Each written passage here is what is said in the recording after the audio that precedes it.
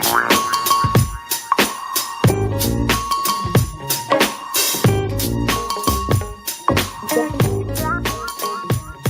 morning, good morning, good morning.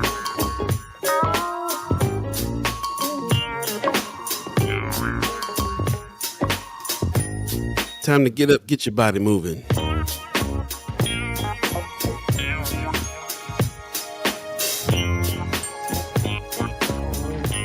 You know what time it is.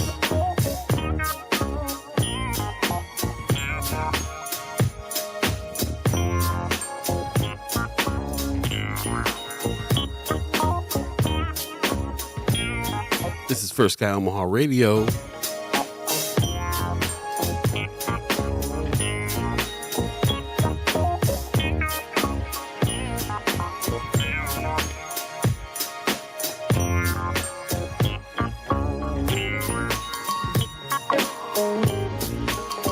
Good morning, good morning, good morning.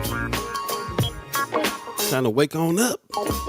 Get up. Got to get up. Hey. Man. First Sky Omaha Radio, First Sky Omaha in the morning. In the morning. Oh, yeah.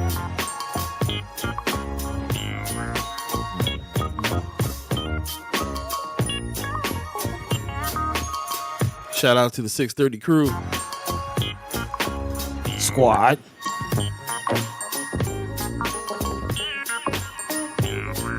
Sounds like we got some bodies moving on the radio channel.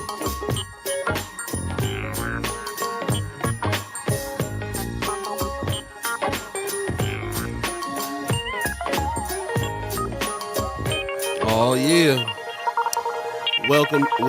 Good morning, good morning, good morning. A fresh edition of First Sky Omaha Radio, First Sky Omaha in the morning. In the DS. Paul Beeee, Buddi3 Da Gawd, chat chimers, ghost listeners, radio listeners. It is Friday. No, it's not Friday. It's it's one of those mornings, huh? One of them mornings. It's too late now. Or is it too early? Yeah. It is Monday, April 10th. Yeah, too early. All those things, man. It's interesting. I thought I have a little bit of a respite during the holiday weekend, but not feeling like that very much. No. Anyway, yeah, Monday, April 10th. We'll get it right. 2023 and a fresh edition. I see we already got Chad Chimers in. That's what's up. Real chatty, real chimey. Let us know how was your weekend? How was your holiday weekend? All the three kind of major Western religions celebrated over the weekend. Of course, we're still observing Ramadan, still in the thick of that. So Ramadan Mubarak to all of those observing. Also, big shout out to everybody observing Passover over the weekend. All the Jewish fellows and sisters out there, and to all my Christians, happy Easter. Oh, Easter. Man. Yeah. It was an eventful weekend, man. All eventful the stuff going on this weekend. Okay. All of it. Well, we got a good Monday morning, First Sky fam, and as always, mad love from Vegas, from Pops. Good morning to you, Pops. Hey. Right on. Vicky Young says, top of the morning, fellas. What's going on, Vicky Young? Leah Keister says, magnificent Monday morning to everyone. Thank you very much. Christy Nora gives us a good morning. You guys over on YouTube, appreciate that very much. If you're on YouTube or Facebook, do us a favor, share the show. We get as many people in here talking as we can on this Monday, April 10th. Amy H. Dot says, Good morning, fam. The real Hutfless. Yeah. What's going on, y'all? My situation with this machine is I'm gonna have to go back and try to dial in what's going on with the sleep machine, because I'm still struggling with it a little bit. So a little tired this morning, but up here, still a little bit different. Like not tired like I used to be tired, but still a little sleepy this morning. So a slight improvement. Yeah, if I think so. I think I can call it a slight improvement. Okay. But I'm still looking for that big improvement. Like I had right. One day was legendary. So well, I mean, maybe it's kind of a gradual thing. Just keep it. And I could imagine, like, you say you got the whole head, because they have some where you don't need the headset. I think they got like machines that you can just put on the side of your bed and stuff. Oh yeah, that's what it is. Oh, that's what. Okay, I didn't know if you had like because they got ones where you looking like a fighter pilot. It is. It's a full mask, full face mask. That's the one that I definitely have to have. So Hmm. yeah, so that's I'm struggling with the mask, struggling with the pressure a little bit, but I'll figure Yeah. it out. I I figure it could out. imagine it'll be a challenge to get to sleep, not being used to having something on your face. Like, Well, yeah. that's part of it too, but it's Yeah. more than that. Hmm. It's a Hmm. lot. But one of the things it was as well that we all had to suffer with was what Ariel's 402 was talking about, that thunder last night. So Hmm. yeah, a little rainy, a little thundery. I'm sure that woke me up a few times too, for sure, for sure. So yeah, the weather is something else right now. It rained all night. It's raining this morning. It's going to get up to 80 degrees today in Omaha, Nebraska. Really? 80. Okay. So it's one of them all over the place times. You know what it is. Oh yeah, 'tis the season, man. 'Tis the season. So yeah, y'all Yeah, take care out there. At least it's better than snow though. So we're going in the right direction. it's Going in the true. right direction. This is true. This is Um, true. yeah, yeah. Pop says thanks, Paul B, for paying for another weekend in Japan. For me, it was lovely and fattening. Yeah, man, that's what's up. Gift boxes from Japan, man. I found something that would remind Pops. Oh, look at that, little mama, little. Yeah, I had a quick visitor, so I Hey, hi, how you doing? Oh, you she don't quiet now. know. She don't know what's going on. She quiet now. That's funny. What's going on, little mama? All right, now she knows. Now she knows what's happening. Now, Yeah, yeah. she settled down now. I know what's going on in there now. I needed to know. But yeah, that's that's funny, man. How's the family doing, by the way? Man, all is well, man. All is well. Big shout out to Mama God. I don't know if again we've been talking about her Easter bunnies that she's been selling. She actually sent us some, so we put those together for the littles, for the babies yesterday. So yeah, that was nice. That was nice. That was nice. Everybody's doing all right. A little man, he's observing spring break right now, so he's enjoying some time at home. And then also wifey, she's starting a business, starting an ice cream Oh, business. So be on the lookout for that. It's actually vegan ice cream. oh, that's right up my alley, right there, Yeah, man. yeah. So if you lactose intolerant and you can't quite indulge in the ice cream as much as you like, holla at us. Holla at us. Yeah, might can Holla, help holla, you holla, out. Holla, holla. holla, holla, holla, holla, holla. But yeah, other than that, man, all is well. All is well. How Yeah, about yourself, man? yeah, not too bad, man. Just hanging in there, like still going through some grieving and stuff like that. So I'm happy to be able to work the way I work. Work a little bit from home, a little bit out in the street, a little bit, come back, chill out when I need to just calm down a little bit. So I'm pretty grateful of that. Hung with little man yesterday. We worked on a few The projects. dude. The dude came by, yep. And then when I took him out to lunch and stuff, so we walked the streets of Benson, Okay. looking around like this is cool. So What so what is he into nowadays? I know he had him in gamer, skating bro. He's and a gamer. He's okay, straight okay. up gamer. We watched Tron Legacy yesterday too. First time I ever saw that movie. And he's like, okay, so why are they calling them programs? It's like because they're programs and the user is the human that got zapped into the game. He was like, Mm. I get it. Nice. Okay, so he's getting the concepts. That goes a long way. Not just the gaming, but the coding side of it. Yeah, he was all about it, dude. He was Dope, all dope, about it. dope, So dope, dope. yeah. Yeah. So anyway, I just as a matter of fact, I just saw something online talking about he's a Minecraft cat, big time. So Mm-hmm. there's a coding class that codes for Minecraft that I just saw happening somewhere in Omaha. So I'm gonna try to find out about that and take him over, see if he gets into that. But yeah, man. So that was kind of my day yesterday. Was just he's a handful, hanging with him all day long. Okay. Well, I'll let you know about something. It's called the Epic Unreal Engine. It's a free Oh, platform. I know all about it. Okay. Yeah, he can definitely get down and kind of do some exploring on that. For anybody else that's interested in getting into like gaming, coding, game design, Epic Unreal Engine. It's a free platform where you can go and look into that. And that's definitely we'll be talking more about Steam and you know uh, uh, computer engineering and design and a lot of that stuff moving forward. So yeah, Yeah, man. definitely. Here's how old I am, bro. I was around when Unreal started, and Hmm. it was a PC based video game. The engine that they built for the game Mm-hmm. is what is now morphed into what it is these days, which is the ability, like if you watch Disney Channel, you watch the Mandalorian shows like that.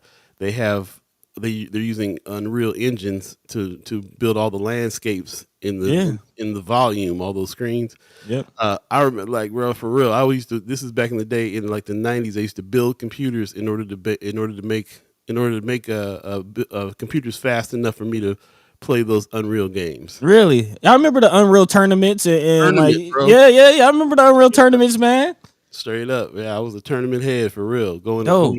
Going to computer shows and finding the components, building that stuff. That was some good times back in the day, man. Come back and get your engine up. I mean, we still on it, man. We still got the high power laptops, got all the equipment, man. We're definitely tech heads, man. So that's what it's about, and we're gonna be bringing some of that to y'all, man. Especially with this AI. I don't know how many of y'all out there have been paying attention to AI, but if you're a small business owner or just somebody who's trying to create anything, like, please, y'all, do not get left out. Do not get left out. That's part of the reason why we are talking about Steam and what's going on with technology, and space is still the place. It's still Afrofuturism. It's still, you still need melanin in the future.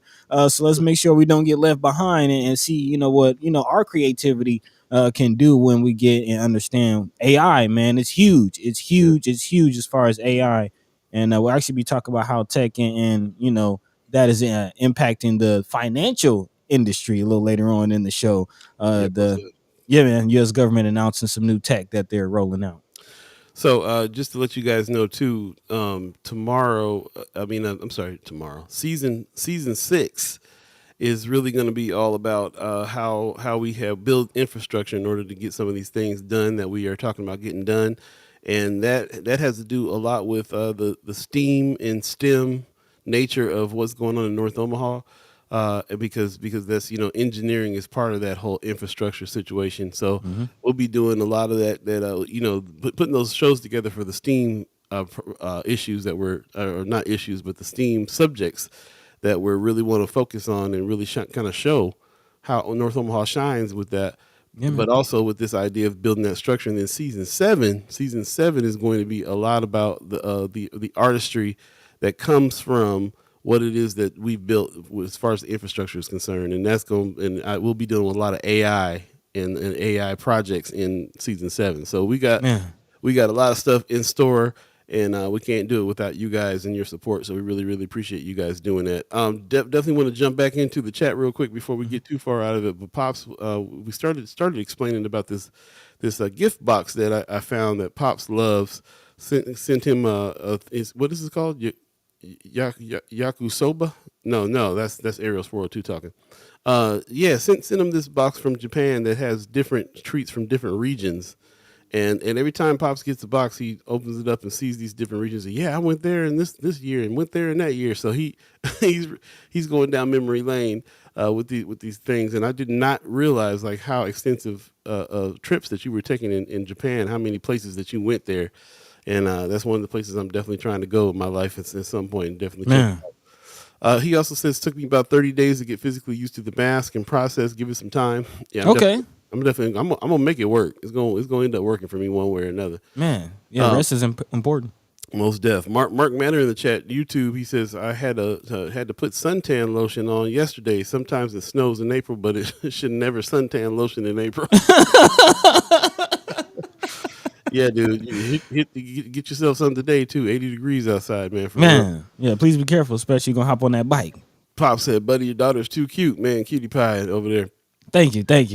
Apple don't fall too far from the tree. Tell it. Ariel's 402 said Eddie Murphy ice cream. Pop says, man, Zane gives me a detailed tutorial about how to add a new app to my phone. My jaw dropped. It was crazy. I mean, little man speaks the language, bro. Man, The language. Brooke says, can't forget about your electrospit experience. Yeah. We about this device called the electrospit. It's basically like a electronic talk box you put on your neck. you got it. Yeah, I got. I had to get that. Man. Paul Funk Allen had to get that. And then we got me and little man messed with it yesterday, tried to get it working, and I got some footage of him on it. He's trying to get busy. Man, I gotta see that. I gotta see that. Yeah, man. So that's what's up. So anyway, man. Yeah. Good morning, Brooke. Good morning to you as well. She says he would go in every year in December. What are you talking about? Who would go where? I missed that whole thing. Yeah, let me know what y'all talking about. But anyway, yeah, really, really appreciate y'all. Ariel's 402 says AI equals NFT question mark. Maybe first guy NFT. I got to do some more head smoking on that, but it could be a thing in the future. Yeah, for real. So speaking of the future, let's talk a little. Oh, Pop's going to Japan. Yeah, yeah. Oh, every year in December. I didn't know that. Okay, that's what's up. Yeah, we got to. I'm definitely trying to get out to Japan, man, one day. Man, yeah. Check it out. He says his favorite place on earth, so I definitely got to check it out myself. But as a matter of fact, let's jump into what we're going to talk about today. It's News Monday today, so we are looking at what's going on. And if you guys have been scouring the news here lately, kind of a light news day in the news world. Now we always got stuff that we need to be talking about in our neighborhoods that we would consider headlines. But as far as the headlines are concerned with the mainstream media, whole lot of talking about cranes and cranes in the sky. Man. Yeah. There was a fire. Somebody at a house, and everybody, But anyway, we'll do the best we can. Of course, we're going to look into some articles that our friends from Nebraska Examiner put down.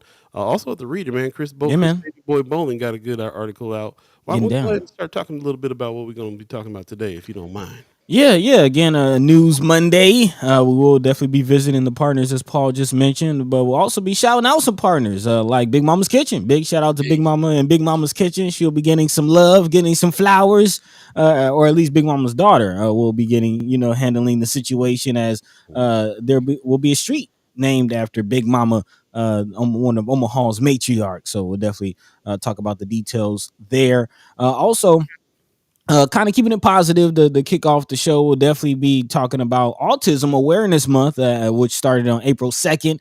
So big shout out to all of those, who are shining with their autism, man, and those who have loved ones who are dealing with that, man. We definitely want to give y'all some love and some shine. And there's actually some new resources that's coming to the community. I believe a new gym. So we'll talk about that and exactly, some details about Autism Awareness Month. So we'll definitely talk about that. Also, keeping our eyes on what's going on in the legislature. Of course, voter ID, something that we have not talked about recently, but definitely one of the big bills that we're looking at this session. And it is getting closer and closer and more details coming out. So we'll talk about that. As far as voter ID, especially with some of the tensions and storylines leading up to the presidential election of next year. Yeah, some things to definitely look out for. Also, following the money, man, there's a local church that raised $500,000 to erase medical bills. And we know in North Omaha, there's a church on just about every corner. So let's, go ahead and talk about it. What roles our church is playing in the communities. Of course, we're always looking for resources to give each other and ourselves upper hand. And how does churches play in all of that? So we'll definitely have that conversation. Also, kind of mentioned it earlier, but definitely want to talk about what's going on with this FEDNOW situation. Kind of going back to season 4, following the money. Mm-hmm. Or I would say, was that season 4? Yeah, season 4. Yeah. Following, man, I'm losing count already. But yeah, following the money, exactly what's going on with this FedNow situation. If you have not heard about it, again, the U.S. government rolling out its own payment processing platform, I guess you can call it, much like Cash App or PayPal. But it seems like those actually might be going against the Cash Apps and PayPals of the world. So we'll talk about exactly what's going on with that, which is expected to roll out in July. So right around the corner, y'all. So we'll be talking about that and more here on the show. Of course, we're here for the next 2 hours. All of you chat chimers, ghost listeners, first and last time listeners, me, Buddi3 Da Gawd, Paul B. Everybody's here. So let's go ahead and get this thing rolling. First Sky Omaha in the morning. Let's go. Let's do it.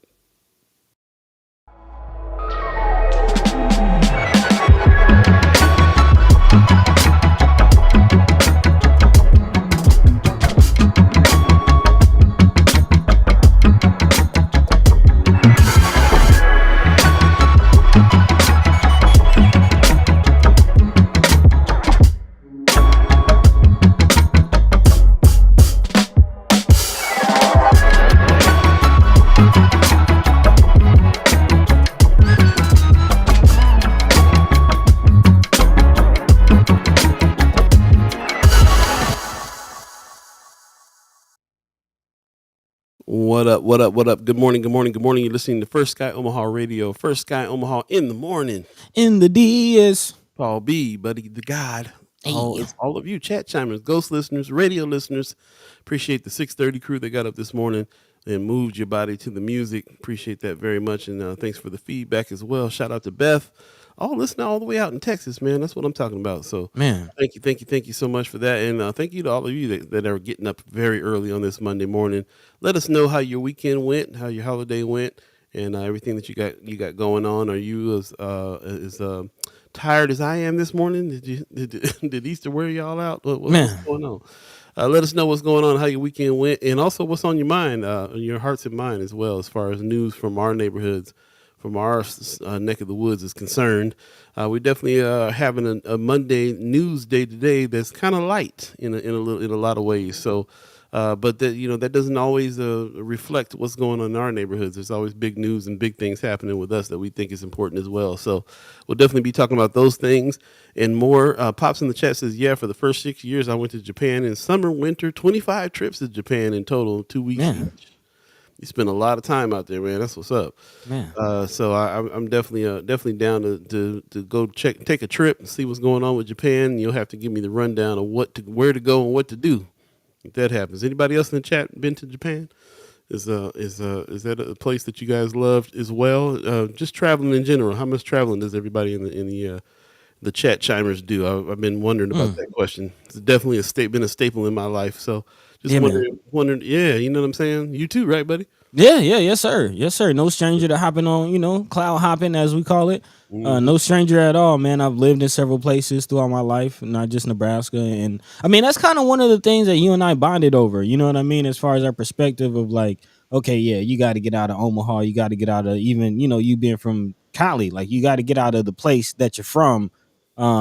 You got to do that to be able to expand your horizons, man. Expand your view, see what's out there in the world, because it's much bigger than where you're from, wherever that is. And it's quite interesting. That's the same mentality, like even being from a place like Atlanta. You know what I mean? You just kind of get pigeonholed in your locale, whatever side of town you in, the people that you're around.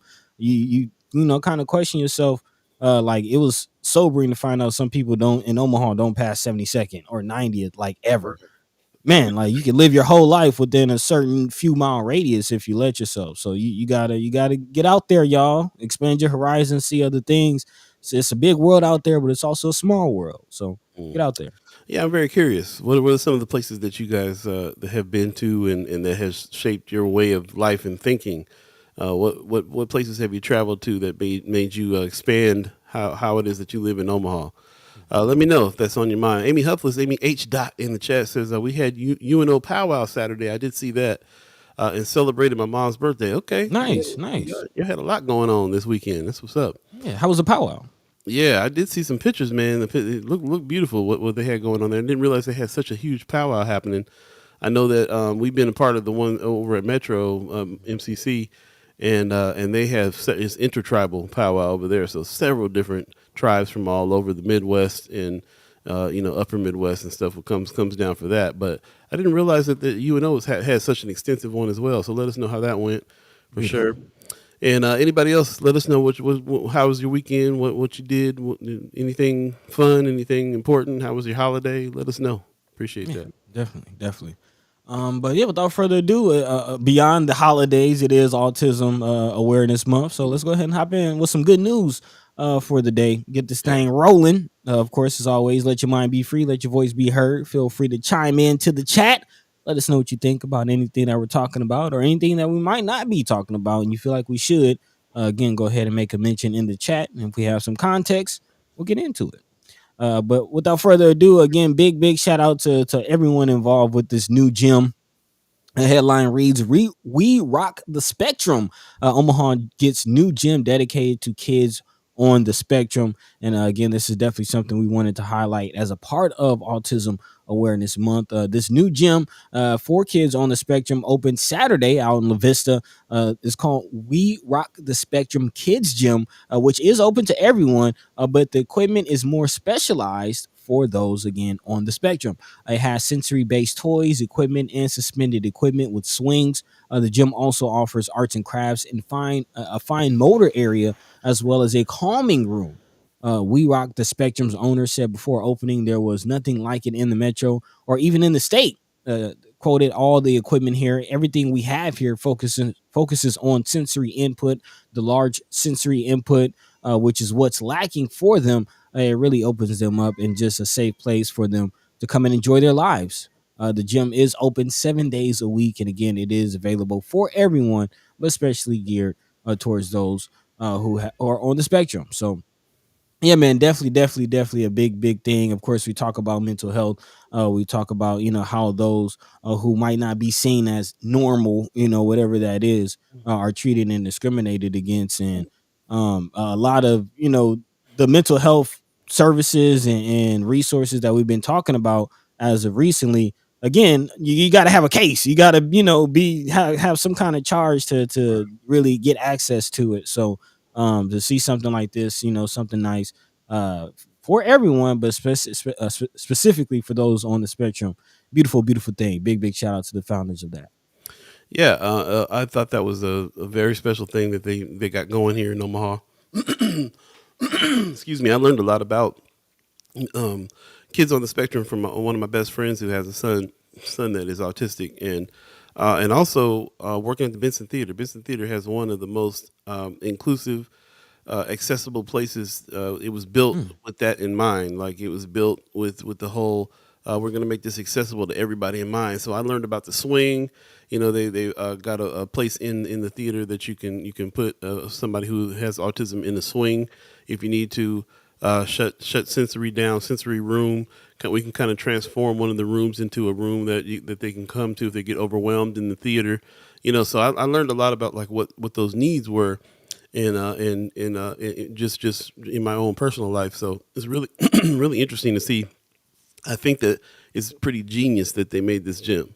And I think that Yeah. there should be more spaces that if you want to really start a business that you don't really know like how many people are on the spectrum. There's a lot of kids on the spectrum, and they all a lot of them have a lot of very specific needs, especially when it comes to sensory situations. So for people to open up places that have accessibility that way, for you to be able to take to go to another room and take care of your child who has autism, and have resources there for them, or even places that are specifically designed for kids on the spectrum. It could, other kinds of children's museums, art spaces. Gym is a great idea. I can think of many ideas where if you really centered that on kids on the spectrum, you'd be you're stepping into some good business right there. That Hmm. long lasting good business. So that woman, this looks like Miss Erica Felt in the house. She says, is autistic. Thanks, buddy, for not saying has autism. Okay, interesting. It is not a disease. Both of my sons are autistic. I didn't know that. Yeah, I think you have made mention of that before, as far as your sons being autistic. And yeah, hopefully, hey, go check it out. Go check it out. Hopefully that's something they can enjoy. But yeah, I definitely try to, I'm not, I don't, portray myself to be like the most versed on autism. I haven't, personally had to deal with it with a close relative. But I definitely watch my wife work with, those with autism for several years, especially youth with autism, and then just catching different stories, and just trying to educate myself on it. So thank you, for that acknowledgement, Miss Erica Felt. But yeah, we don't want to go too much on it. But yeah, definitely big shout out to them. And also, this kind of has me thinking, not just for the youth, but for adults too. Like once you kind of age out of, again, a lot of the resources that are available out there is very limited. It's either you got to have a case or you got to be a certain age. Once you kind of get older, what resources are out there, and that's kind of something I think about. And that's beautiful to hear that the Benson Theater was as inclusive as it you just explained. I had no idea that all that was there. I don't know if you remember Jigsaw. So we had a few interns and people that worked with us with autism. So yeah, we definitely want to find ways to hey, inclusive for everybody, and we really mean that. Definitely inclusive for everybody. So if you have any more resources or any other, things that we can point, especially you, Miss Erica Felt, she says my sons are 25 and 17 and weren't at that place on the spectrum, so it wouldn't be for them. But I do want to take the Playhouse children, and that's something I was thinking about as well. So yeah, definitely check it out. And if you have any other resources or information that we could share during this Autism Month or really anytime, definitely let us know. Yeah. Interesting story, man. Yeah, Good man. news. Definitely. Yeah, I want to start off with some good news. Sometimes it can be a little gloomy around here. So, let a little sunshine in. Big shout out again to the founders of that. We Rock the Spectrum Kids Gym out there in La Vista. Check it out. Check it out. And other good news. Hmm. Again, speaking of We Rock, big shout out to Big Mamas, the family, the Barron family. Patricia Big Mama Barron and her famous soul food, of course, has been a mainstay in the Omaha area for as long as I can remember. But we all know what it is. But definitely, if you don't, she will be getting a street here pretty soon to kind of give you an idea. The beloved North Omaha matriarch will be getting her own street. I believe at 30th and Patrick. Hmm. Yep. Big Mama is known, of course, for many things: her love of people, her great food. But one thing sticks out more than others: her desire to bring the community together. Actually, Gladys Harrison, who is Barron's daughter, again the original Big Mama, passed not too long ago, and her daughter Gladys took over the reins. But speaking of her mother, she says my mother loved to cook and she loved to feed people. She started a catering business out of her home when I was probably 4 or 5. And that catering business has blossomed not only to an Omaha mainstay, but even making national, spotlight. Of course, making several shows, national shows like drive-in diners and dashes. I forget the name of the show.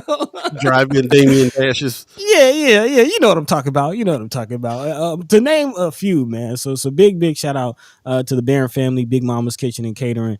Definitely getting some shine, getting some flowers, man. So yeah, definitely. Big shout out. I don't see when the ceremony is supposed to take place. Hmm. Uh, but again, 30th and Patrick is where the new location will be. There you go. Yeah, give her some flowers, man. She was a very strong community organizer too. Yeah, man. And you remember when we first started with Mind and Soul. We had a little our first foray into remote broadcasting was to Yeah. go to Big Mama's Kitchen for Hungry Club. They got Hungry Club still going. So her daughter Really? Gladys, Okay. her daughter Gladys still has it going. So they have speakers come in and they talk about the issues and stuff like that. That's one of the early reasons why we're even doing this. Just thinking about like how what you need to do is get together and have face to face conversations with people in your community.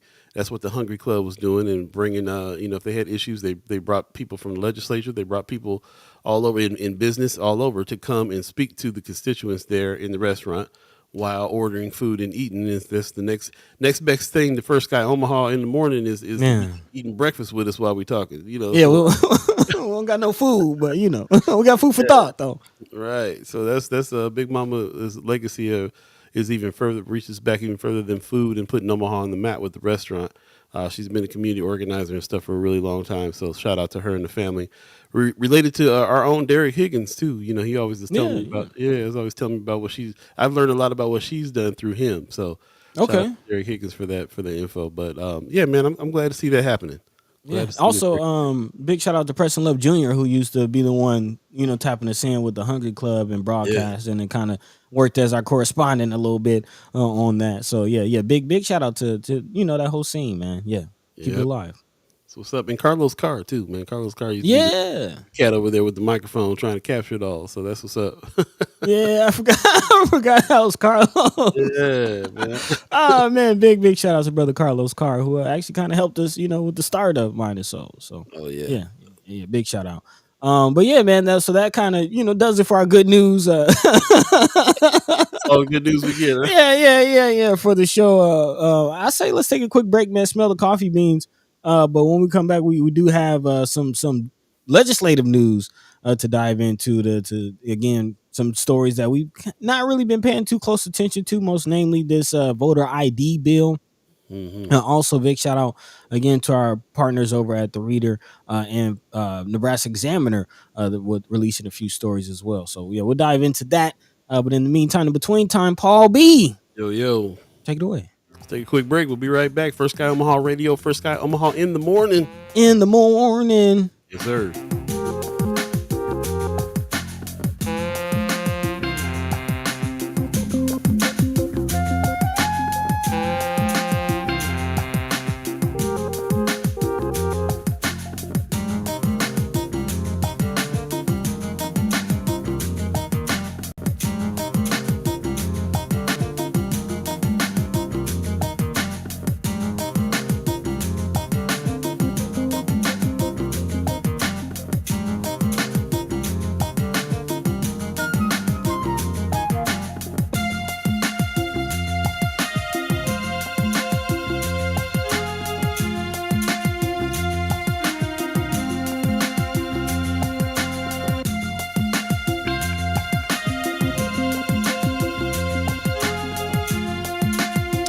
Welcome back, welcome back, welcome back, welcome back, welcome back.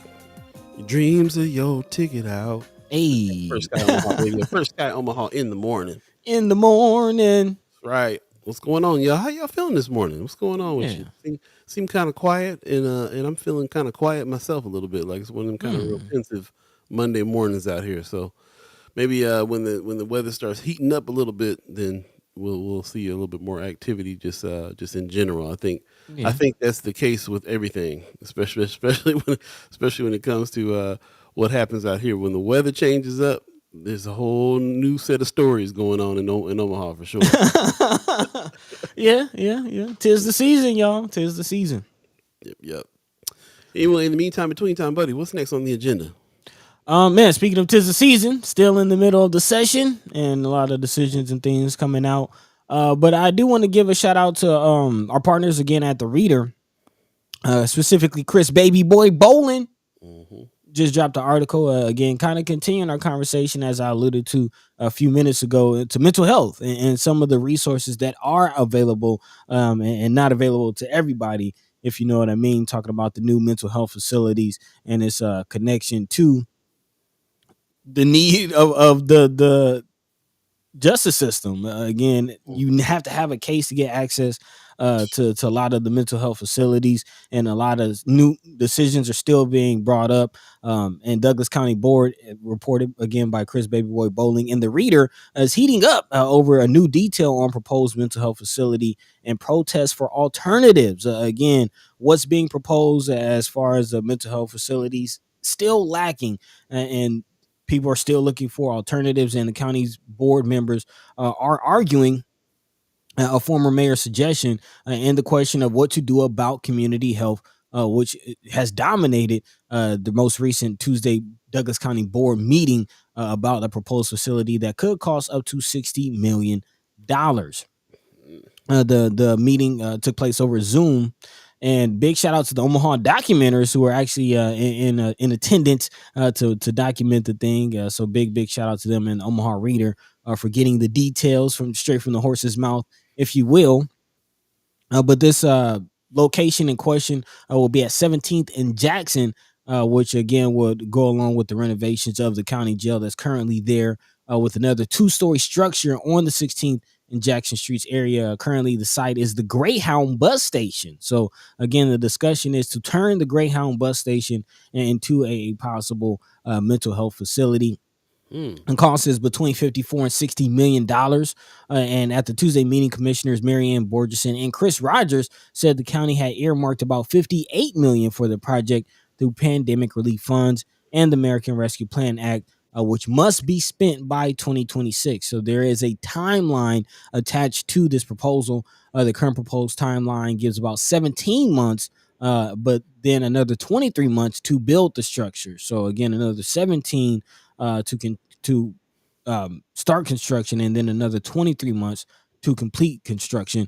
The project would be a big step forward, of course, in assisting under-resourced county, city, law enforcement, and mental health workers, as well as divert people suffering from mental illness from incarceration, which is basically the situation now. Those dealing with mental illness are basically thrown into jail, or really thrown under the jail, if you will. Currently, about 20% of the jail's population is considered seriously mentally ill, and let's be honest, that number may not be as accurate as it should be. The Douglas County Community Mental Health Center also lacks space at its location inside the Douglas County Health Center, so the new facility would feature more therapeutic settings and beds for mental care. So more beds, but Mhm. again, not really many alternatives. There are some proposals, or really protests for alternatives. Actually, Senator Kavanaugh is one of the ones calling for that. Kavanaugh has long advocated for, and on Tuesday was presented by former Omaha Mayor Hal Daub to consider building a long-term care facility on 42nd and Woolworth Streets rather than the 16th and Jackson location. Currently, Omaha has no long-term health treatment programs, which many parents and community members have demanded of this new mental health facility. But however, former Mayor Daub suggested the county update existing buildings rather than build a new one. So a lot of ideas being thrown out there, a lot of discussion being had. Not much, really to the tune. It still seems like a jail type situation for those with mental health. It doesn't really seem like, more on the, you got on one side of the spectrum a hospital, I would think of, where the idea is to heal and to help, and then you got a prison, which the idea is to house. And I'm feeling like more of these mental health facilities are more on the prison side, just a place to house these people, rather than actually healing those in the community, or at least helping those in the community who are dealing with mental health. Yeah, it definitely seems like they're trying to find a place to put people, that so that they don't disrupt the rest of the community, Mm. rather than put them somewhere where they can get some real help. Miss Erica Felt is bringing out exactly what I was thinking. Right next to the jail. That's where Man, that Greyhound station is. yeah. Where Greyhound going? That's what I was wondering. Yeah, that's a good question. Good question. But yeah, for them to want to put something together like that, and again, got to reiterate a lot of the way that you would even be able to have access to that facility is if you already had been through the system, did something that you got arrested for, and they're debating, and you went to jail, but they're trying to find a different place for you to go. It doesn't sound like it's going to be too much bringing people in who have some issues. Going straight to this area. It does seem like a part of the prison system this it feels very much like that. Hmm.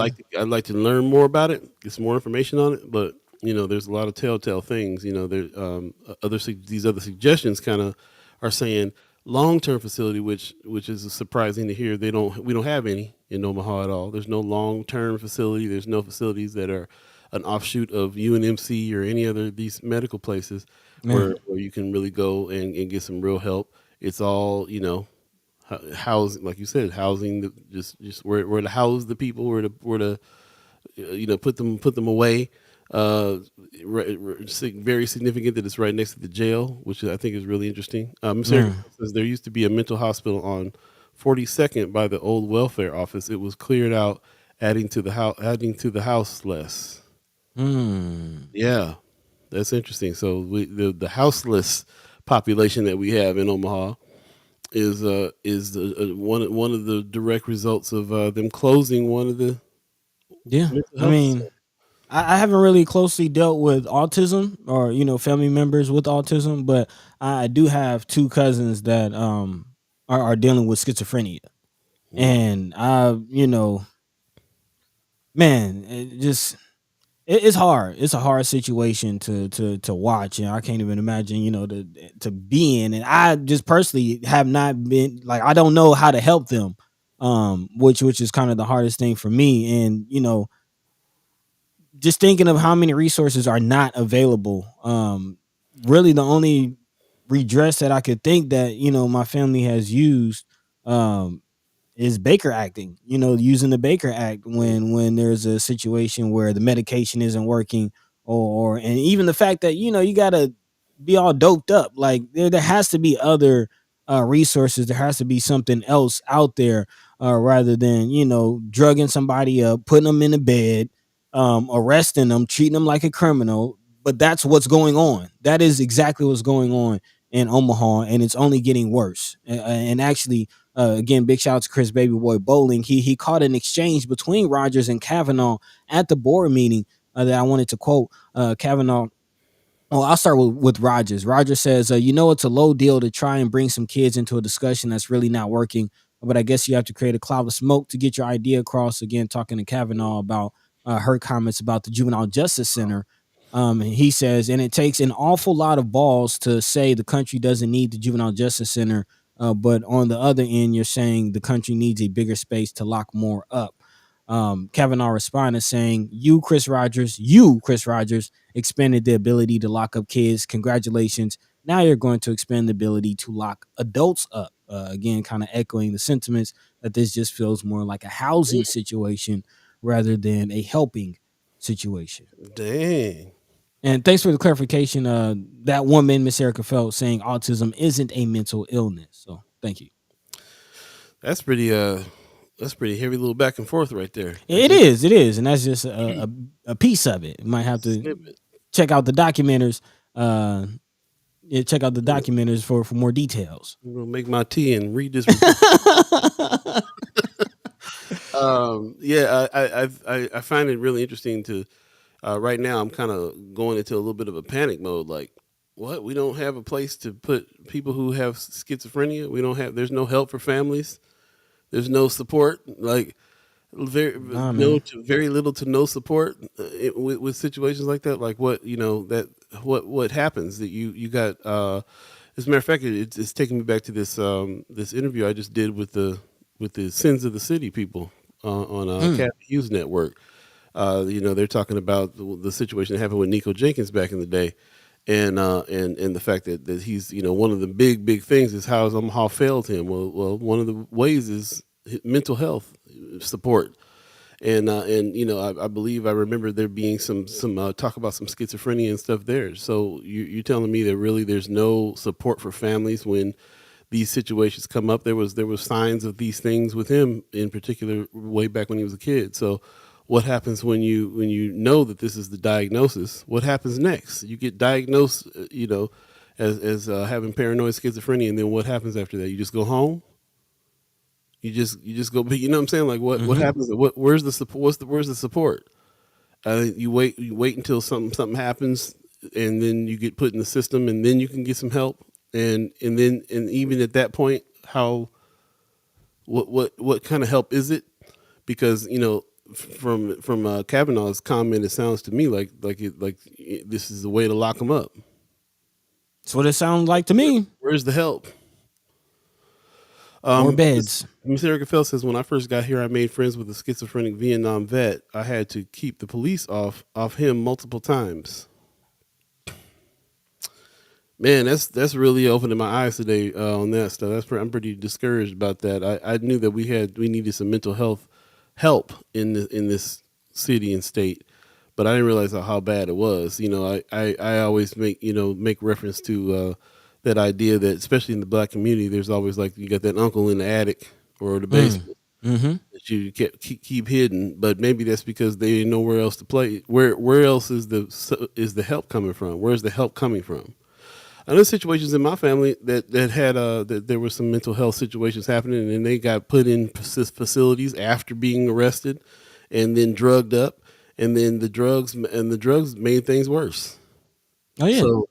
So I'm just I'm not really realizing this. I'm kind of putting it together with the bigger picture here that there's just not really any support. No, and what's the answer?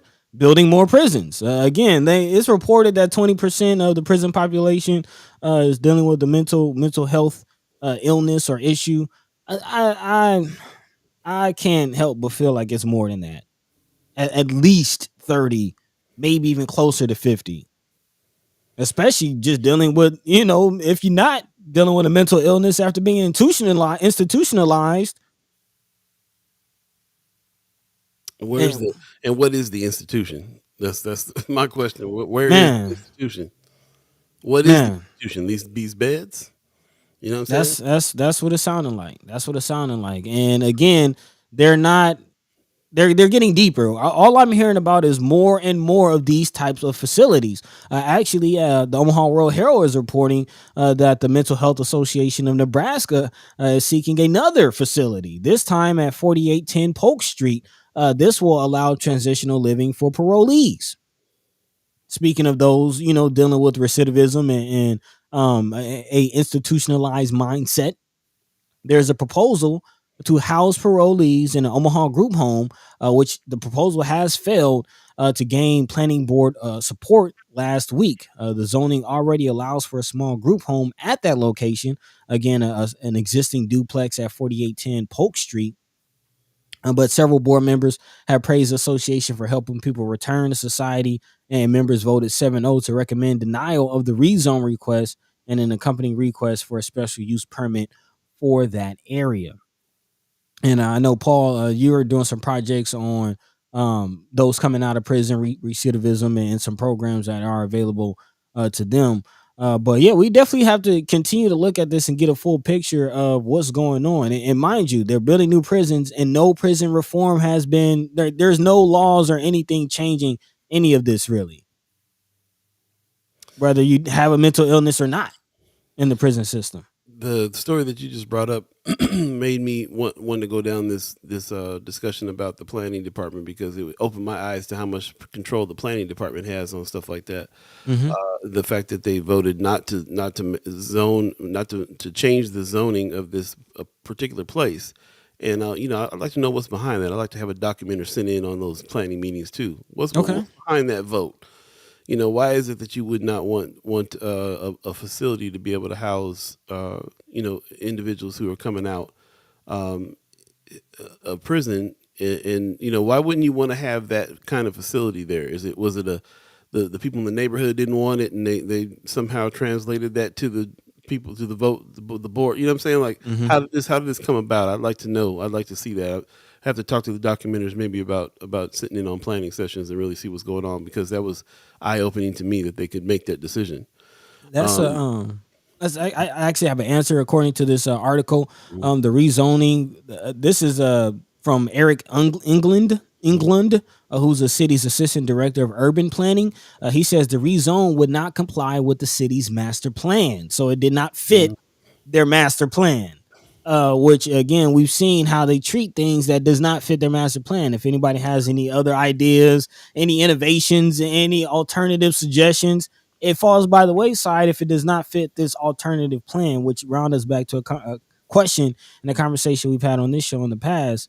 What is the city's master plan? And where does North Omaha or those on the fringes? I mean, not just, quote unquote BIPOC people of color, but those with mental illness, those on the part of the LGBTQIA community. Like, what about the people on the fringes? What plan does Omaha have for them? So that's a good idea, Paul, to maybe get some documenters into these city planning meetings. Maybe we can start to piece together what that plan actually is. Because when you think about it, if they just turn this down, this was a house for people coming out of prison, right? Correct. Parolees.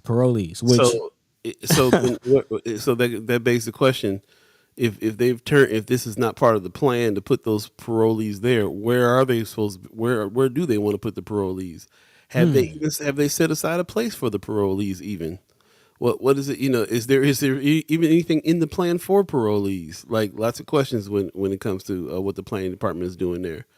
But it to me, like, it's a good question to find out, because I'm sure that they also have something to do with where these facilities go as well. Where's the mental health facility they're talking about building? Why did it have to be at the Greyhound station? Is that a planning department part of did they make part of that decision too, based on the master plan that Omaha has? Where are these things supposed to go? Because it sounds like it to me. Soon as we chimed up about this, Miss Erica Phelps said right next to the jail.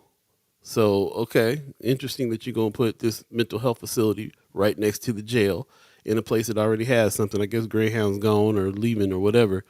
But yeah, I think that's real interesting. Right across the street from a police station and a fire station and the jail and everything else that's around there. So my sister used to live right on that corner. So like I know what's happening right there on that corner. That's interesting that they're going to put that there. Planning department stuff too. Yeah, and quite honestly, if I'm not mistaken, there's some homeless folk around or houseless folk around there as well. Is that kind of Oh, what you're what alluding I to? was what I was thinking too was that too, like that you see houseless people there. You see people suffering with mental illness. A lot of them are riding around on the Greyhound. A lot of come in and out of town on Greyhounds. You know Yeah, what I'm saying? that's Like true. That's true. lots of houseless people over there. Lots of you know what I'm saying. So it's Mm. interesting. All the planning department, bro. I'm trying to say this is what I'm trying to figure out here with that. Where does the master plan fit in with all these things? That's a good question because if I'm not mistaken, it just kind of hit me. Could be loosely related, could be unrelated, but the Zachary Bear Hill situation wasn't he going from or to the Greyhound station? Yeah, Mm. I can't remember which one. I think he was going coming from it. Yeah, I think he was coming from it. Man, yeah, yeah, yeah. That's Miss Erica Fell says the planning department blocks in-home childcare businesses. so. Not Yeah, in the master plan to own a home and to have a childcare business in that place that you live if you're in the wrong zone. yeah. Apparently, the plan that they have for that area is to be a low density residential area. It says the master plan calls for low density residential uses in the area. So yeah, they have a plan. Apparently, if it doesn't, but does it like how does that plan address the needs of the people? I think it's increasingly seeming like it doesn't. And to your point about recidivism and those coming out of prison, again, Nebraska is still in a overcrowding emergency. Apparently, Nebraska has one of the highest incarceration rates per capita in the nation. And that's creating, of course, a demand for transitional living. And it seems like that issue will actually grow as time moves forward. Um, uh, Apparently, people are coming out of prison at a higher rate than previously. And where are they going to go? To your question, board member David Rocksacker told representatives of the association they are doing vital work. He went on to say our society recognizes the need for transition. A lot of people who are coming out of the criminal system have never had a good chance at life. And it seems like Nebraska is sending them right back to where they came from. And with that, 757. If you believe in the concept of time, I like what that woman said though. They let those terrible planned subdivisions pop up left and right though, in There you go. the apartments. Stay tuned. We'll be right back. You're listening to First Sky Omaha Radio. First Sky Omaha in the morning. In the morning. I'll be Buddi3 Da Gawd, Chat Chimers, Ghost Listeners. Stay tuned. We will be right back, y'all. Don't you go nowhere.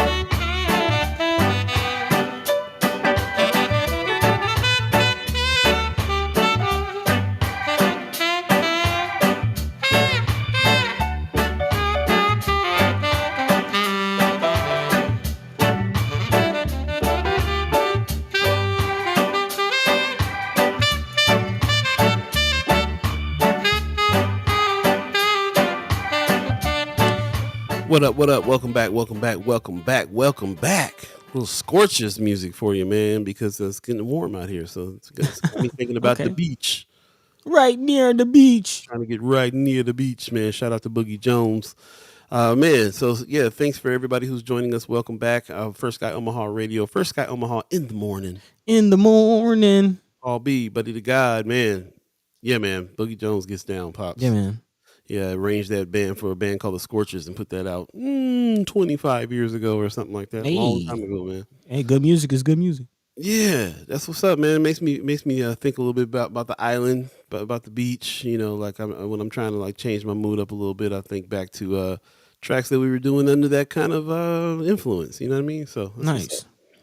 Amy H. Dot in the chat says we NUIHC have some transitional living apartments for Native people. There's a big need for more as well as halfway houses. Yeah, that's what I'm Yeah, saying. man. There's a big need all over the place, man. That's interesting. Ariel's 402 says in order to reverse the incarceration rate, Nebraska has to partner with the state that has the least incarceration rate. That's why we call him the mayor. That's That's a why good we idea. call him the mayor. So It's a great idea, but they say common sense ain't common. very true. Very true. Earlier in the chat, Miss Erica Felt was bringing out some good points. She says when they abolished the mental health institutions, they did nothing for folks, just put them on the street, literally, and then folks coming after have still been left with no choice but jail. Yeah. Also, she says my mother opened and ran a homeless shelters in the Oakland Bay and up by Portland later. The impact of mental health instruction closures on homeless population is huge. I saw a lot. I bet. Oh yeah. Yeah. She said the facilities were scary. The facilities are scary because who decides who should be locked up for treatment? Remember, women who liked sex used to be locked up in them. Shake my head. It's funny, but really kind of scary. Yeah. Yeah. I spent some time in California. One of my many jobs because I've had a lot of job, bro. A lot of jobs, Lots man. of jobs, man. One of my jobs was I was a security guard at a hospital that had a mental facility wing. Ward, they call it the Ward B, and you literally people would come in the emergency room, going, having a serious crisis, hurting themselves, all kinds of stuff. They would strap them to gurneys, strap them to beds, strap them to wheelchairs. I'd have to walk. I'd have to roll them across a yard to a whole facility called Ward B. That was something that was like out of a horror flick.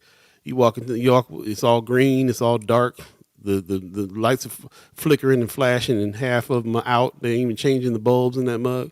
You know what I'm saying? And you got people just lined up in the hallways because they had no room in there. People screaming, hollering, been laying there for hours. All kinds of stuff, man. It was like one of the most horrible things I ever saw. So, and that was in a city that had that was a lot bigger than Omaha, and still was was trouble with resources and everything else. And that was a hospital. That wasn't even. We had two mental facilities in town, and that was what was going on at one of the hospitals. So there were resources there. We had Patton State Hospital where you can be admitted. You didn't have to go through the system to be admitted to Patton, and it was huge. It's like how Bellevue is in New York. You always hear about the Bellevue Mental Hospital in New York. It was that big of a facility in California, and there was still a need. There were still hospitals that had wards that you would take people to that were having a crisis, but there wasn't enough facilities and enough help to help those people in those crisis situations. There just wasn't enough. It's either doctors or jailers. If you can get into an emergency doctor, great. If you other than that, you just get the police call on you, and then you got to go get locked up. And then there's even, like I said, Ward B, which is like an in between. You go to the emergency ward while you're having a crisis, and they can't do nothing but lock you up until they pick you up. And drug you up. And drug you up, definitely. So I mean, there's a Pops told me this one time a long time ago, and I can't remember what the context was, but he was like, people don't really understand like how much mental illness there is out there in the world. Like you don't really get it, man. they're barely hanging on, bro. Man, yeah, barely. A lot of yeah. I don't even want to go down that rabbit hole, but there's a lot. All of us, we all need help. We all need resources, and rather than going in that direction, too often it seems like we go in the completely opposite direction of criminalization, more beds, more drugs, more trauma. Donald Glover and all his genius in that show Atlanta had an episode that dealt with that. He was his main character went to jail, and he was realizing that there were people in there that they were just saying, why is he back here in jail? Why is he in jail? Why are you beating on him? Oh yeah, I do remember that episode. Yeah, man. Yeah, and it was just like a regular cat. It was a cat that was just a regular at the jail. He had mental health issues, and he was there drinking toilet water and doing all kinds of stuff. And they just all laughed and then put him in jail for a little bit and let him out and beat him up and all that stuff. It was like stuff that I've seen before working at the hospital. So he was right on the money with that episode. And that's just, when you think about it, if anybody has any experience with the police or the police department or been around the police department or whatever, you always see people in and out of jail and prison that obviously have mental health issues and Which are again, not getting no help. is why I question that 20 percentile that's been reported, in the media. I doubt there's just 20% of the population dealing with mental illness. Yeah. Miss Erica Phelps says they put my mother on a 5150 hold when a child OD'd in her back seat. They didn't believe that happened and finally released her 2 days later when it was verified by the police. 5150. I remember that number very well. That's what they labeled them cats that I had to roll out to Ward B. Sheesh, what is that? Can't remember. It's such an ingrained thing with me. It's like calling somebody crazy. Oh, he 5150. Like I can't remember where the thing comes from. I think it's I don't even remember, but that's the label.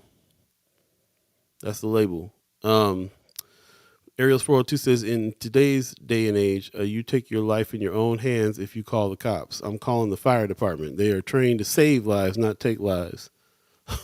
That part. We actually need to, speaking of that, I need to look more into what's going on with the Cahoots program, or I'm not sure the name of it, but there is a program in Omaha that is supposed to send out a mental health, advocate and expert on police calls. Right. Of course, I think it was only like one per precinct. Yeah, Definitely not enough.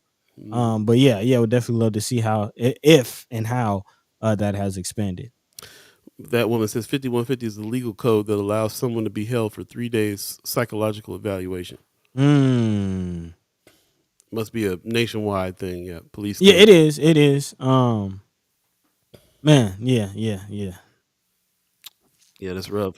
She also said she went to that hospital for a chemical wash and told them why the mental health industry is scary. Where they put her was very similar to what you described, Paul. Yeah, man. It was deep. It was definitely deep. There was actually lockups in the emergency ward too. That was the other part that was crazy. They had jail cells, places to lock them up before so they can sit them there while I came onto my shift, and then I'd had 4 or 5 people to wheel over to fit to Ward B. You know what I'm saying? So like right there, you're in there, you're having a crisis, or you didn't hurt yourself. They'll patch you up as well as they can. You're in there laying there screaming, going through it. They'll roll you right into this little cell, and then you just stay in there locked up. And this was a hospital. This was the hospital. Well, this is the hospital with the ER. There you go. So just imagine what's going on in the prisons. St. Bernardine's, Pop. St. Bernardine's. No, not St. Bernardine's. Community hospital, where the hospital I was born at. Man. The hospital I was born at, bro. So, yeah, that's how deep. Mark Manor says, and Van Halen album. That's right. 5150 meant crazy back in the day. So it was like they used that. They talked about that was like a slang code back in the day. Van Halen is crazy rock band. They got an album called 5150. She said they had her ankles and wrists strapped to a table that was an angle. That was at an angle. I will never forget that, and truly messed her up. Yeah, I'll never forget having to strap people in that way. No, I can't imagine that, being a situation that you leave without some level of trauma. Everyone involved, bro. Yeah, everyone involved for sure. And that's not, you got people who are going through crisis. So they're right. Throwing up on themselves, using the bathroom on themselves. They're bleeding, probably most likely. There's all, and here we are having to strap them up to beds and stuff. And like I said, will you over to 5150? Will you over to Ward B? Will you into a hallway to get to the rooms? And they're just like leaving there. We don't have enough room, and leaving several beds of people who are strapped up, laying around in the hallways, waiting to get a room somewhere, and just left there. Man, and like 2 hours later, they're still sitting there. And quite honestly, that's the same situation in retirement homes and old folks' homes. We don't really talk about that, but we got to add this component to the housing conversation that we have, y'all. And the health. There's an intersection here going on this big, that's huge. Health, or the health industry is the people. I don't really hear about this stuff in other parts of the world. Not this kind of stuff. Health industry You just kind of blew intersection. my mind. It's I kind don't know why because that happens. it does from time to time, but you because we haven't really talked about the housing situation as a health crisis, Right. which it is. Yeah, totally. Mm. Yeah, I'm gonna have to marinate on that one a little bit. Arrows 402. One of the police departments got an emotional support money for their stresses. Suspects get the dog sicked on them. Then for your stresses. Oof. That woman says, I was 17, had to find a police that would verify the event with the report, and then gets the hospital to listen to the police. Man, we gotta sit down and talk about your experiences. You have some incredible stories. I'm wondering if you're gonna write a book one day. Man, need to. Yeah, and I love the fact that Miss Erica Felt is on here talking about stuff that happened in Northern California and Portland area, because that's the juxtaposition is like you can see what things can become here or what things are paralleled here in Omaha. You know what I'm saying? Like it gives you a picture of like what's really going on. Kind of want to reach out to some hospitals, some doctors, even some security guards that's seen this kind of stuff I've seen. If that's happening here too, like I said, I know a couple people that have been in mental health crises, and they are and they're telling me some of the same stories about what happens when you go through it. Yeah. Police is always involved. Police is always involved. I mean, what else is there in Omaha? And quite honestly, if we're not careful, more of that is what's coming to all of these facilities. I mean, I know off the top of my head 5 mental health facilities that's coming to Omaha. And where's all the money for all this? Like, yeah, we call for mental health changes, but it seems like there's something else with that's going on. Yeah. I would love to have Chris Rogers on too and talk about a little bit of this. Now it's got me kind of thinking about that a lot because I think that he would have a lot to do with whether or not those kinds of facilities are here. And, I mean, and a lot to do with that. yeah, and like who makes those decisions about preventative care as opposed to more beds? You know, what I'd like to know the story, the impetus for all that. I'd like to know the story behind that all. Yeah. That health crisis, physical and mental, and are leading cause of homelessness. If it weren't for amazing people, I would have lost the home I just bought due to breast cancer. But yeah, this is another problem that is definitely here, and it is definitely close to my heart too, because my home place, in California, they have a homeless situation that's so crazy. There's whole homeless cities out there. How do you correlate that to healthcare? How you correlate that to mental health? How you correlate that to all of those things? When you think about it in those terms, this intersection between housing is a mental health a crisis, mental health lack of mental health support for families and people, and just the healthcare system in general, and our prison industrial complex. Then because there's major prisons out in California too. Like, what does that mean for the so much of a large population of people that have to live homeless? That might be the culmination of all these failures. Yeah, I mean they're building more prisons, and they already have set aside the money and plans for more prisons after the ones that they're building now. Who are they planning on filling that with? Again, it's not hard to see the writing on the wall. Amy H. Dot says in Puerto Rico, everyone that goes into a hospital has to have an advocate with them 24/7 because you have to watch how they're left in hallways, errors in care, etc. It's like the Taj Mahal here. So other parts of the world, we're talking about other parts of the world. Sounds like they got a lot worse. Miss Erica Phelps says, true. In some states in Mexico, you have to pay in advance, and sometimes you're given a list of medical supplies you have to buy first. Yeah, it sounds pretty rough in some places, but yeah, I guess compared to some places like that, then what we got going on here is a lot better. But Is it? well, I don't know. Is it? It's a good question, and if it is, it's still got its own. It's got its own problems. It still has its own problems in a real way. There you go. That woman answering the question. She says difference is Puerto Rico is technically part of America. So again, is it? Good questions. 8:14 right now. If you believe in the concepts of time, zipping through the second hour already of First Yeah, Sky we are. Omaha in the morning. First Sky In the Omaha. morning. Yeah, man. I really appreciate everybody's chiming in on this. I love News Monday. Sometimes we have a little bit of breathing room, a little bit of time to talk about some of the issues that we bring up. There's stuff that is happening that we really need to work through and talk through. So I love how you guys are chiming in and doing that. Miss Arios 402 says everyone is just short of 3 months away from being homeless. Man, some of us is 2 months and a month away. So. Right, a month. I mean, and that was made abundantly clear with the pandemic. You know, a lot of people, having to move in with family members or, having to leave their homes.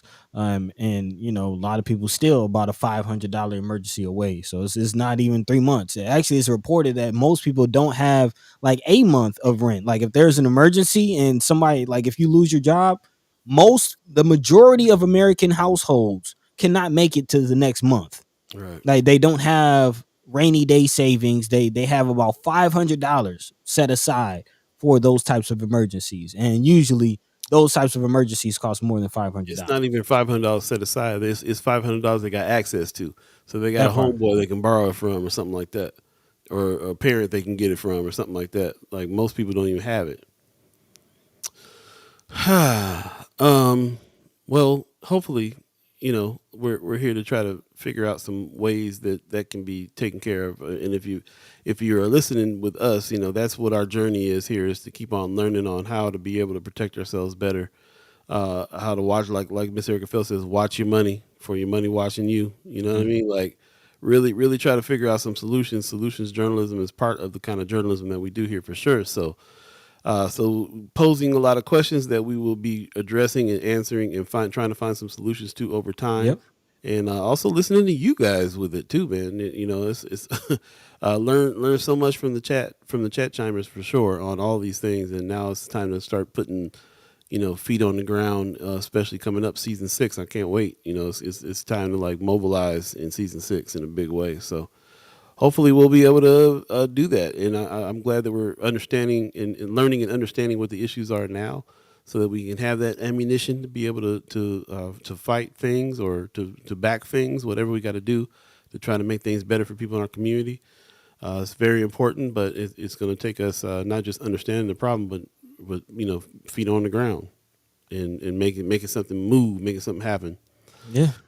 Before we move on to the next story real quick, Ariel's 402 says, I've saved for years to save 3 to 6 months of expenses. I don't even wash my truck.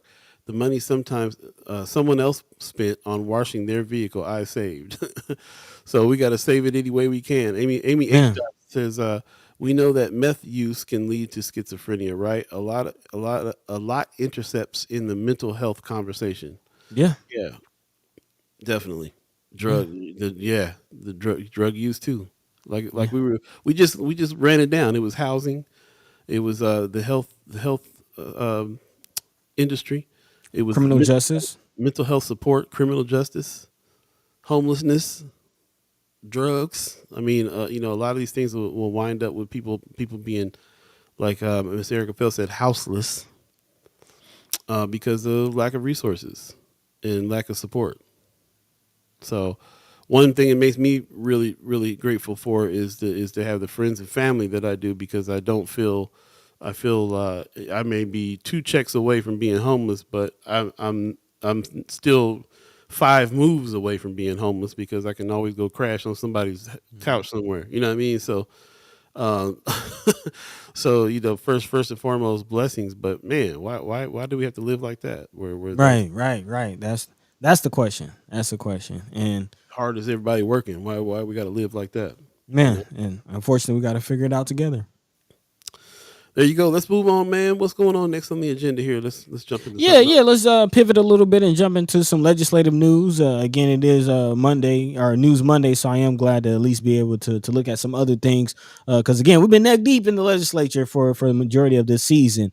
Mm. So it's nice to kind of look up and see what else is going on.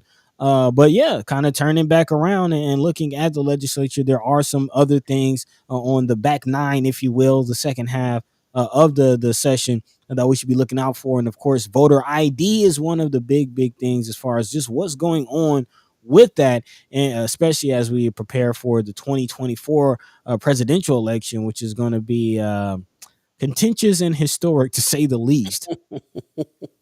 But Nebraska state senators are setting aside the most controversial parts of two legislative proposals to implement voter ID, as reported by our partners at the Nebraska Examiner. And they are writing something new and narrower.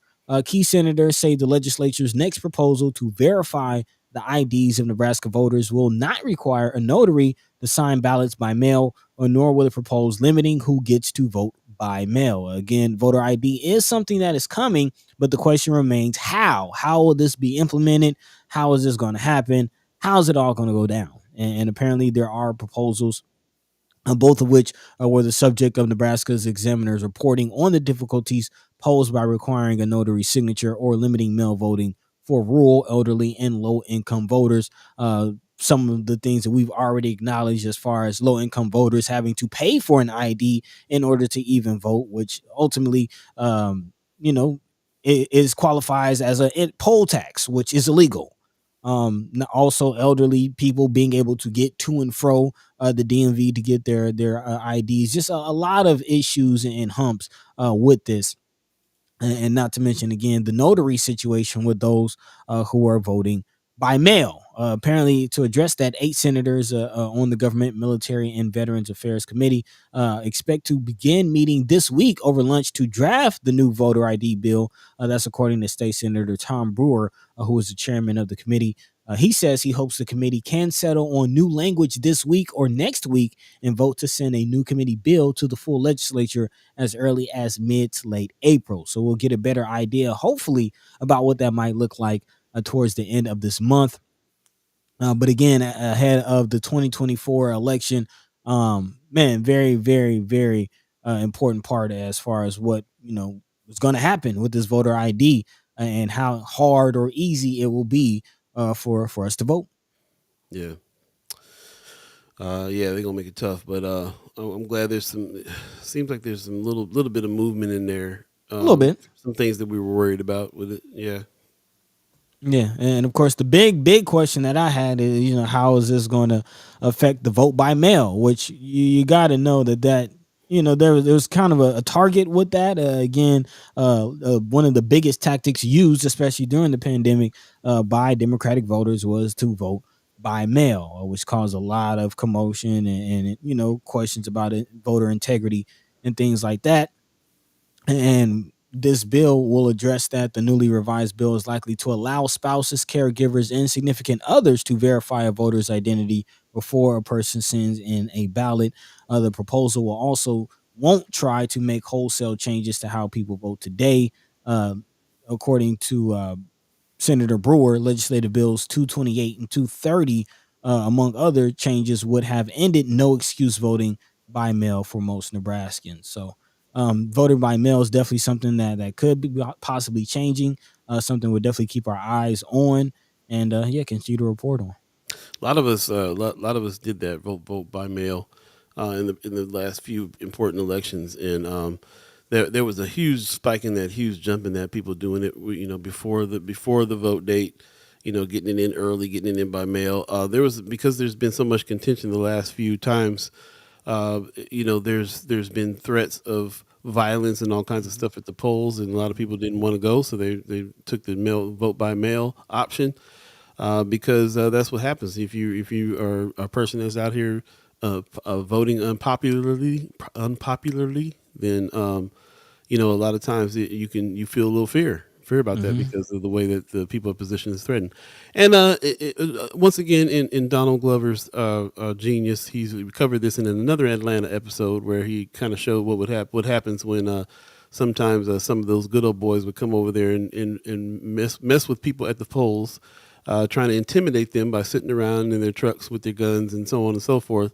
A lot of that stuff has been happening. It was been a reflection of some of the things that's been going on around the country, and us here in Omaha can't deny that there's a little bit of fear about what it is that you're going to go do when you go to your polls, to be able to go vote. So a lot of people use that vote by mail option in order to avoid some of that stuff, and that whole thing they were trying to do with it, where you had to go get a notary Man, first. which costs. So again, another poll tax. Not only do you got to pay for the ID, but you will have to pay for the notary. Hot mess. Precious always says it. She says if it wasn't if our vote didn't matter, then why they working so hard to suppress it? Right. And as far as what you're mentioning too with the poll, location pressures and some of the potential violence, I mean, we know that that's already happening here in Nebraska. As far as not necessarily poll locations pressures, but just some of the characters kind of getting riled up, as one of the chat chimers mentioned on Friday, that there were some Trumpsters riding around Lincoln with their flags and their trucks already. So some of that energy is already brewing. Of course, I don't know how many of you are paying attention to what's going on with the Trump situation, but how will his base respond during this upcoming election? I mean, there's some storylines that are developing that we should pay attention to. Steph. Before we move on from the legislative news, just want to remind everybody that LB 531, which is McKinney's bill, changed provisions of the Economic Recovery Act. So this is the part of the 1024 bill is up to talk about. They're gonna it's gonna be up for debate tomorrow. So you can submit comments online. Of course, I can put this. In the chat real quick if you guys want to do that. Of course, you go to the legislative page, hit the button, submit comments online, and of course, do that before noon today, or plan on going up and supporting in person tomorrow if you can, Tuesday. So definitely try that and try to make it happen. I think it just threw me off the chat. Let me see if I can put it in again. You put it in. It's in twice. All right, Restream just threw me off the chat. So anyway, those are the two moves that we can make to help support that. Again, that's Bill 531. That's what Terrell McKinney, Senator Terrell McKinney, put some respect on his name, is proposing. This is in order to transfer getting the funds from the ARPA funds, which has a time limit on it. We just talked about that time limit a little earlier in the show. I believe 2026 is that deadline. 2026. In order for us to be able to not run into that deadline, so that we can still use that money, he's trying to change those funds over to a different fund from the state. DED. That doesn't have the DED. There you go. Connected to the leadership that just left the DED. Exactly.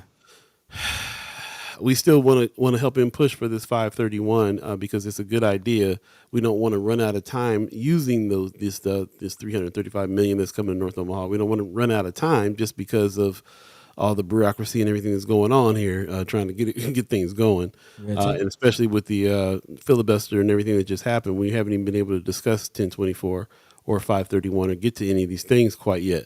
So the fact that it's gonna be up tomorrow, he was on Friday and told us that 531 is going to be up tomorrow. You can write something today before noon, submit comments, or you can plan on going up and supporting in person tomorrow. And that's when we're gonna say, hey, push this through. We really need this, and then hopefully it'll get through, and then hopefully the governor will sign off on it, and then hopefully North Omaha will be able to receive some funds in order to better our situation. So, right, a lot of hopefully, but got to keep hope alive. Keep hope alive. Yeah, man. Also, as we round up our legislative report for today. You kind of mentioned it, but the filibuster, there are some updates with the bill that was being filibustered, talking about LB 574, which again deals with possibly prohibiting puberty blockers, hormone therapies, and genital or non-genital surgeries or other gender affirming healthcare for minors. And does look like there are some possible holdups in this bill, and that could maybe get some victories for Senator Kavanaugh. According to the Nebraska Examiner, again, big shout out to our partners over there. Supporters of Cult's bill now look to amend the proposal to outlaw only surgeries for minors if and when the bill is scheduled again for debate. State Senator Mike Jacobson of North Platte said such an amendment is necessary, reasonable compromise. Legislators gave first round approval to the original measure, of course, on a 30-17 vote, largely along party lines, although this is supposed to be nonpartisan. Um, you see how it falls. Opponents blocked consideration of the amendment throughout 3 days of debate. Of course, that's the filibuster that was alluded to, and also State Senators Hughes of Seward, Nebraska, and Tom Brandt of Plymouth voted present to advance the bill, while State Senator Christy Armendariz of Omaha voted against it. All three first voted to end debate, giving supporters of closure the minimum 33 votes needed. So again, that's where those 33 votes came from. Those three senators and now Senator Christy Armendariz again voting against it. Could cause some issues. Hughes and Brent also indicated that they could support LB 574 if it was amended, which may require a vote for cloture. It's unclear whether Armendariz would change her position on the bill or if she would vote again to end debate. So there's a possibility that it could fall based on this amendment. But again, this is kind of the bill that's holding up a large part of the legislative session. So definitely something that we're going to continue to keep an eye on. But yeah, that debate still continues. When you're reading that stuff, do you are you getting the story of like what's going on in the legislature with the different people? Sometimes I'm hearing a story behind everything, and then Mm-hmm. sometimes I'm like turned off by all the rules and the next steps and the things that people got to do. I don't know how to explain that. Well, I think I hear what you got, the politics and then the process. Yeah, and there's something about the process that makes me just be like just zone out. Just like Mm-hmm. why is this got to be all I'm here. I'm more interested in strategy. I'm more interested in the drama of what's going on and who's doing what and why than the people part of all this. Then I feel like they sometimes they're hiding behind all these procedures Mm-hmm. and all these things that just turn like I can imagine everybody else just getting turned off by having to deal with that part of the news of that. You know what I'm saying? Mm-hmm. I'd rather get to why did how did the 33 votes end up happening and why? Like who was behind what and why is this one person changing the you know what I'm saying? Like Yeah. it's just interesting to me. It's just hitting me right now about like there's got to be. I mean, we're reading it from the article that is broken it down that way, and maybe there might be a way to break it down even further in a way that is more our style or something. I don't know. You know what I'm saying? Yeah, no, I get, because again, I'm just reading the article and then we kind of break it down. And I'll start with this. As far as the process part of it, I don't know what a cloture is. I don't know what the process of a cloture is, the effects that it has. Again, that's just what's being reported. If anyone has any more information on what a cloture is, or I got my computer in front of me, I can look it up. Yeah, Um, and I learned it. I knew it before and I forgot it. You know what I'm saying? yeah, Because yeah, it's, yeah. it's such a Doesn't stick. So right. yeah, I don't know as far as the process and exactly how this is happening. But as far as to your point, what I am getting from this article and what I do know is that again there are people dealing with this, and people habits, and relationships, and just people's movement also plays a big role. And again, it's been stated several times that this bill didn't have the 33 votes that it needed to begin with. And based on this, that, and the third, they found the 33 votes. And now this is what I'm pulling out from this article. Who changed that? What Yeah. were the 33 votes? And according to this article by the Nebraska Examiner, it was Senators Hughes, Brandt, and Armendariz. And apparently Armendariz is the one that is now voting against it. And according to the article, Hughes and Brandt could also follow suit based on how this amendment falls. So why they Why? feel how they feel about the Yeah, amendment, I'm not sure. that's the Of question. course, it goes down to what Senator Wayne has said about the compromise of this bill. Again, the original bill was set to restrict everything, was set to just restrict everything. But this amendment is to strict or kind of narrow the scope to just surgeries. Yeah. which again, Senator Mike Jacobson is calling a reasonable compromise. Senator Wayne put some respect on his name, says it's a reasonable compromise. Um, Again, I've pointed out that even if they can get the surgeries, if these economic bills, if the economics doesn't change, they probably won't be able to afford it anyway. So there's a lot to consider with this, and those are the three senators that are kind of on the fence, if you will, and could change how this thing plays out against Senators Hughes, Brandt, and Armendariz. So what I'm thinking about it is that it's a turnoff, but it's also the rules of the game. So Yeah, if you don't understand how you can glean what is the reason behind a lot of moves if you understand why they're making those moves, if you understand why they're those rules to the game. So luckily we have some people in the chat, Miss Marianne Williams, who man. is who's got some information on some of these things, because that's what we need. We need experts to talk about how to play the game. I know a lot of times the senators come on and they start talking game.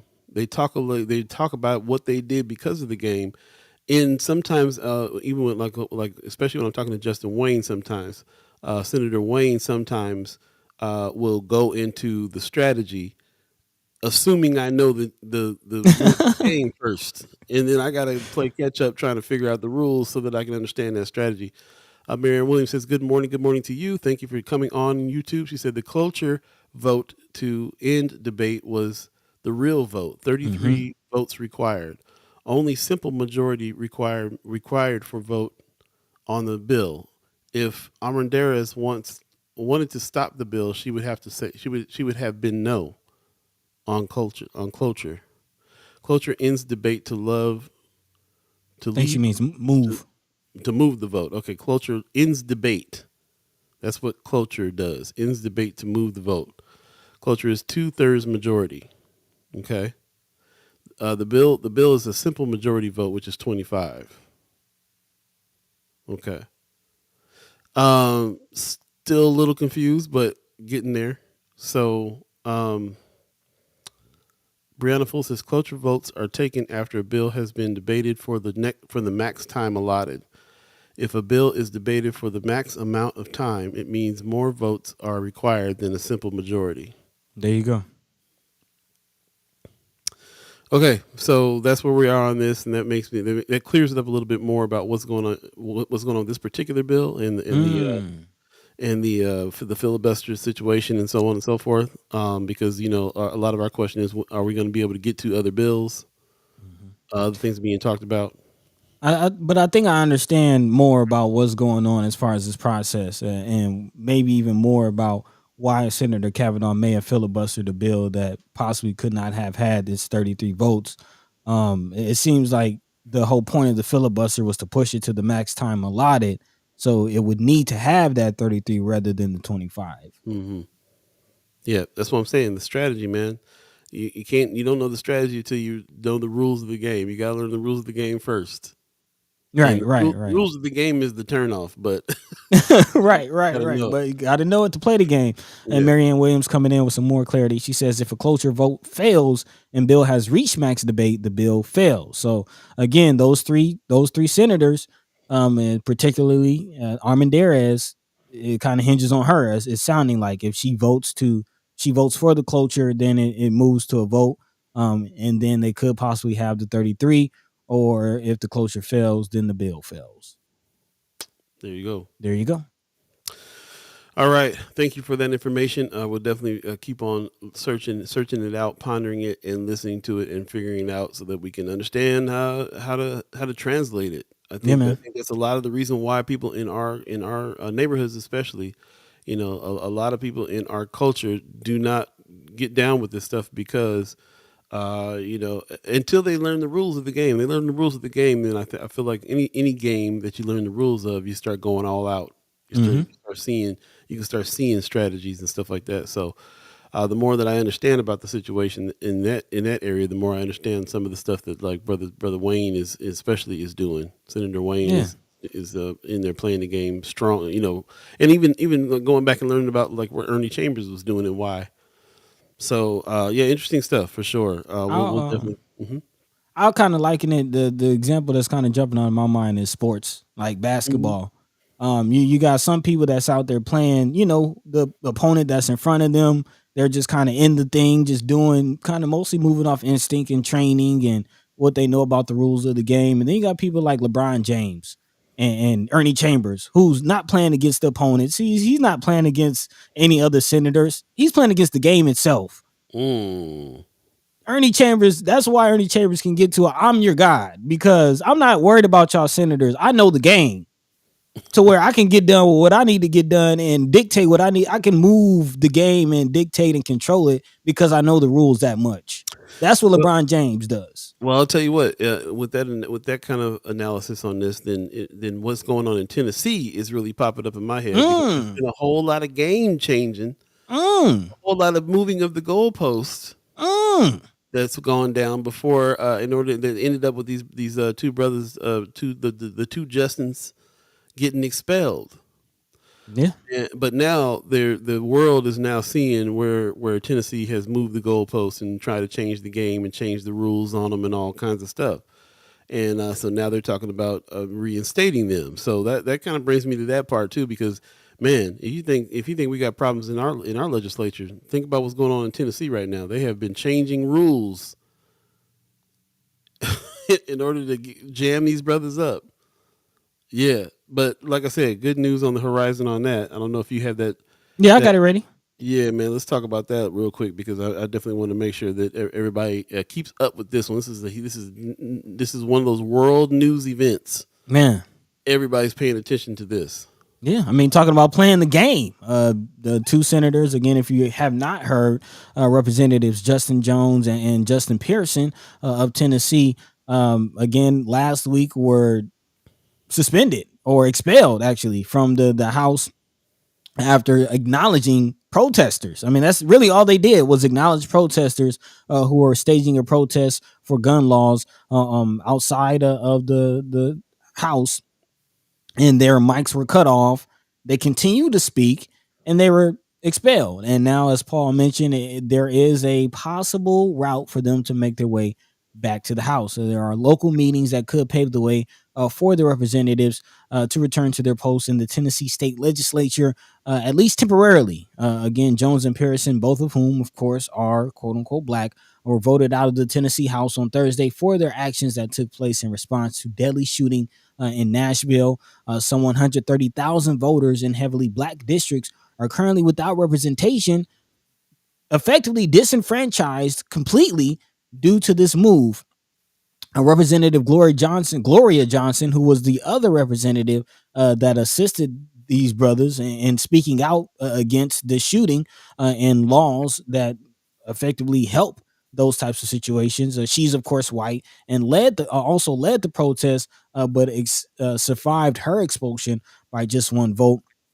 Of course, Jones and Pearson have not gone away quietly. They were actually on NBC's Meet the Press on Sunday, on which they said that they will continue to fight for the constituents, saying this attack against us is hurting all people in our state, even though it is disproportionately impacting black and brown communities. This is hurting poor white people, silencing them. Again, disenfranchising large swaths of people, of Tennesseans, if you will. Pearson also told NPR's All Things Considered that he hoped to return to the legislature. He says that he and Jones were stripped of their positions because they decided that it was time for the state of Tennessee Republicans to stop listening to the NRA and start listening to the thousands of children and teens and grandmothers and siblings who are mourning because of the effects of gun violence. Of course, Republicans said the expelled lawmakers disrupted order and broke procedural rules in the chamber. But we all know what that is. Hmm. The brothers did a protest inside. The brothers and the sister did a protest inside of the legislature. They didn't just keep talking after the mics got cut off. They pulled out a bullhorn and went on a full deal. Yeah. But again, it was because what was going on was the legislature was there. They were talking about those kids that were outside protesting, calling them insurrectionists. Would not let them be heard. Would not call acting like they were enemies of the state. And not just not being heard, but being dismissed that way. And they were like, "You guys got to stop. This is ridiculous." So, It's totally justified in what it is that happened, what it is they do, but what it is they did. But the interesting story to me is not that's not one in this article. I'll have to look and see where I read this before. But some of the rules that got changed when they entered the legislature in the first place, and the kind of stuff and the stuff that they got, in trouble for. Brother Jones went in with a dashiki one day, and they went on and on about how that was unprofessional clothing, and just top to bottom. There was also something that was going on where they were talking about changing up the death penalty there, where they a lot of states were talking about bringing back a firing squad. Well, Tennessee, a legislator in Tennessee was sitting up there asking, "Can we bring back hanging from a tree?" So you can imagine the stuff that they have gone through, and the rules that have been changed because of the way that they conduct themselves, and it all led to this thing that happened that made them get expelled. But it's a bad look. They kept on saying, and here's why I know I'm old, because I watched Meet the Press on Sunday, so I consider that evidence of me being old now, because that was always the old man thing with this. You watch Meet the Press on Sunday little morning? bit, Who little watches bit. Meet the Press? But it was interesting because Meet the Press is hitting different for me right now. Meet the Press had Simone Sanders on number one on Hey, the panel from Omaha, and also they talked about these two brothers. They had the two brothers on from Tennessee, and the stuff that they were talking about, the stuff we talk about all the time here. So yeah, man. you know what I'm saying? It felt like everything felt very, very relevant watching Meet the Press. It was the first time I ever watched Meet the Press, and it was like, oh, this is stuff I talk about right now every day. So, interesting to get some more information. So I saw those interviews, understanding where they coming from, and how it is that they are presenting themselves, and who they're representing. They're absolutely wanting to come back to that seat, and if they don't get to come back to that seat this way, they'll run again, because they feel like they have some momentum here, and everybody is seeing that, and everybody, I'm quite sure, would vote them back in, because they need to be able to represent the constituents that they're actually out there representing, and Yeah. and the people are have spoken when it comes to that. So, I mean, yeah. just imagine, like we talk to Senators Wayne and McKinney every Friday. Just imagine if we didn't have them and they weren't replaced by anybody. Just We just imagine. didn't have them. Just imagine if that one time that Brother Wayne was like, "Hey, give me a De La verse and I'll say it in the Senate." And he went up there and said it, and then they told him, "You're dismissed because you can't be in here citing rap lyrics, because they just made a rule." And then he's out. Now, how much would we rally up behind that? How much would that become a national story, that two black senators here, the only two black male senators here, was dismissed over some Man, some BS. I mean, let's just right? call it what it is. Just call it what it is. But yeah, man. I mean, not even my mind though is like really not even with the senators, but the like you saying, the ones that they represent, and just the reality at this very moment that decisions we're talking about what's happening in the legislature. Decisions are being made for them, and they don't have anybody at the table at all. Right. At all. That's very, very interesting. And this expulsion is not anything small. This expulsion has only happened twice in the last like 150 years. And again, it can't be stressed enough. The two elected officials have been dismissed. The people voted for these cats to be in here, and they have been taken away. Their seats have been taken away over some house rules that they made up, that they I came up mean, with. we can't we can keep going, and I don't want to harp on this, but we need to put this in perspective, because this is Jim Crowism. This is Jim Crow in 2023. There were, again, during the Jim Crow era, there were elected officials who were former slaves, quote unquote black people in the 1800s, early 1900s, who were elected officials. And these types of exact things, actually, probably the last time that this expulsion tactic was used was probably during that time. And Here we are again. Here we are again, and there's no significance that this time there was a white lady, Miss Johnson, who was with them on, and they're calling the Tennessee Three right away. The Tennessee Three, she's right there with them. And how bad of a look is it for them to let the white lady stay on top of that? Like if this ain't Jim Crow in 2023, on top of senators calling for hanging. Look, man, there ain't no in this climate right now. There ain't no way they want two black brothers look like this and speak out the way they do, running nothing. So there's an attack on black leadership. Come on, man. That picture ain't from the 60s. That's today. Certainly could be. It looked like it was, Right. but it's not. It's last Thursday. Right. Straight up. Pop says, "Yeah, I've grown to like Meet the Press now." Oh, Kimber said, "I guess I've been old a long time." She been meeting the press. Been met For a him. minute. But he says, "Pop says I've grown to like Meet the Press now. They covering subjects that impact people of color more so than before.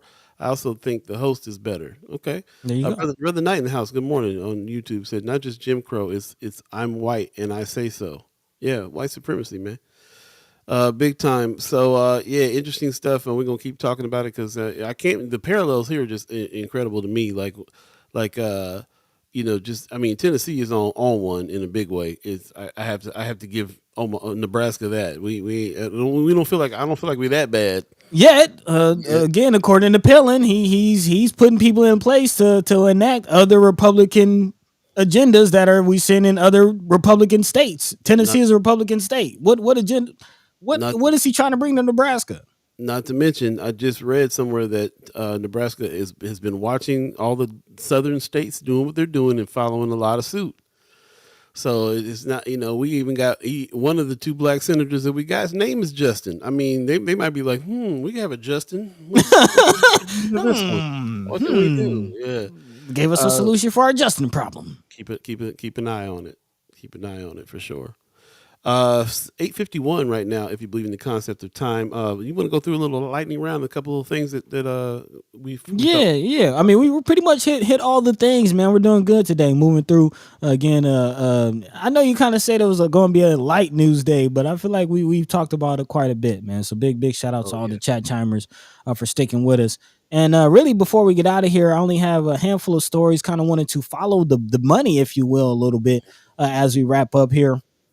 KETV is report or KMTV channel 3 is reporting that there's a church, I believe out in Lincoln, that has raised some money for its constituents' medical bills, which is interesting. That's definitely something that we should look at. Nebraska church has raised more than $520,000, over $500,000, to pay off the medical bills of residents in its neighborhood, ending the 14-month campaign on Easter Sunday. An estimated 10,000 people contributed to First Plymouth Congressional Church effort.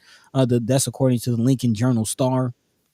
Reverend Jim Keck says, "In my mind, it was straight on spiritual thing. Jesus says, love your neighbor. What erupted was just generosity." The effort came about after the Reverend Juan Carlos Huertas took on outreach efforts in the Lincoln Church, starting something called Just Neighbors. The ministry centered around community connection, helping neighbors with laundry, filling their gas tanks, and providing health care to those without insurance. He and Reverend Keck then set their sights on medical bills by acquiring debt profiles anonymously through collection agencies. Huertas had determined how to absolve Lincolnites' medical debt without incurring a tax burden on those receiving the aid. Again, most churches are 501c3s and could act as tax havens for these types of things. But I'm sure, Paul, you pulled this up, and I'm not sure if you want to make any comment or how deep you want to dive into this, just about the roles that churches play or could play in the community. Well, I just have one. I just got a question. Like, is there anything that we've ever seen in our communities?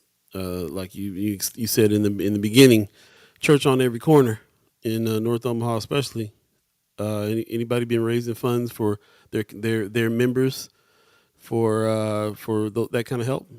I gotta ask because I don't know. But there's a question that pops up here with the chat chambers all the time. Like, what is the black churches doing as far as uplifting the black community or helping financially the community? What does the church system do? Yeah. It's a good question, especially when you bring up one that comes to raise $500,000 to pay for people's medical bills somewhere else in Omaha. What are Right. the ones in our neighborhoods doing? And we can just leave that question out there hanging and let people come to it as they will. Well, I do want to make a shameless plug.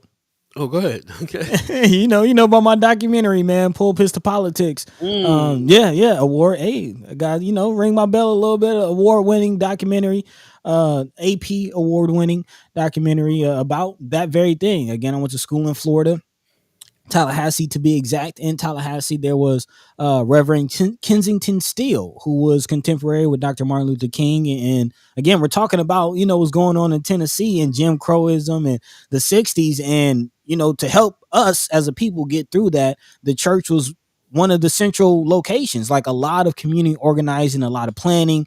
It wasn't just, religious, spiritual things. Like the whole bus boycott was a very organized civic thing. That was teamwork, literally making the dream work on a civic level.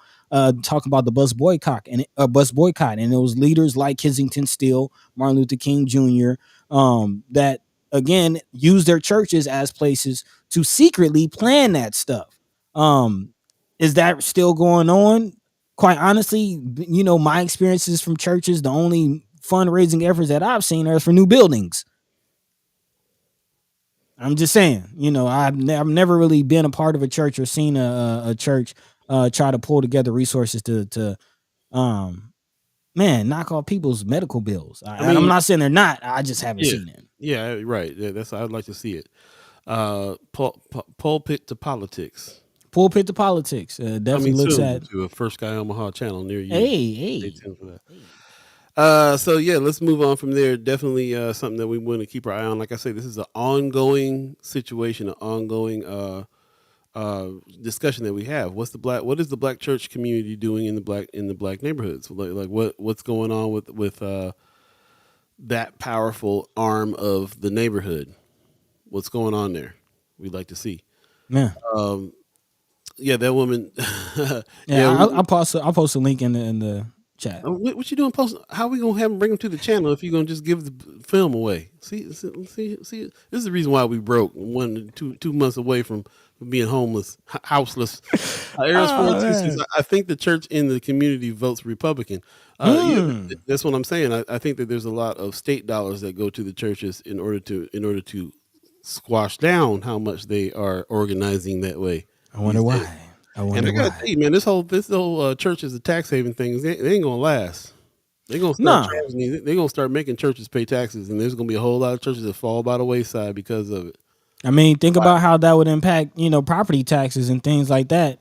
If churches, especially in North Omaha, that are on every corner, started paying property taxes, how Wow. how would that? And also keep in mind that majority of the congregation don't live in that area. So if the church was paying taxes, that would you get them. That would definitely impact the area that could, again, that would basically allow those people who go to church in that community to actually benefit the community, not just drive in, get the word, and drive out. So yeah, we definitely should look at the role that churches are playing more and more, man. But Most deaf. It is 3 minutes till 9 o'clock. We don't believe in the concept of time, but we do believe in the concept of agreements. We agree. yeah, man. You shut down about 9 o'clock.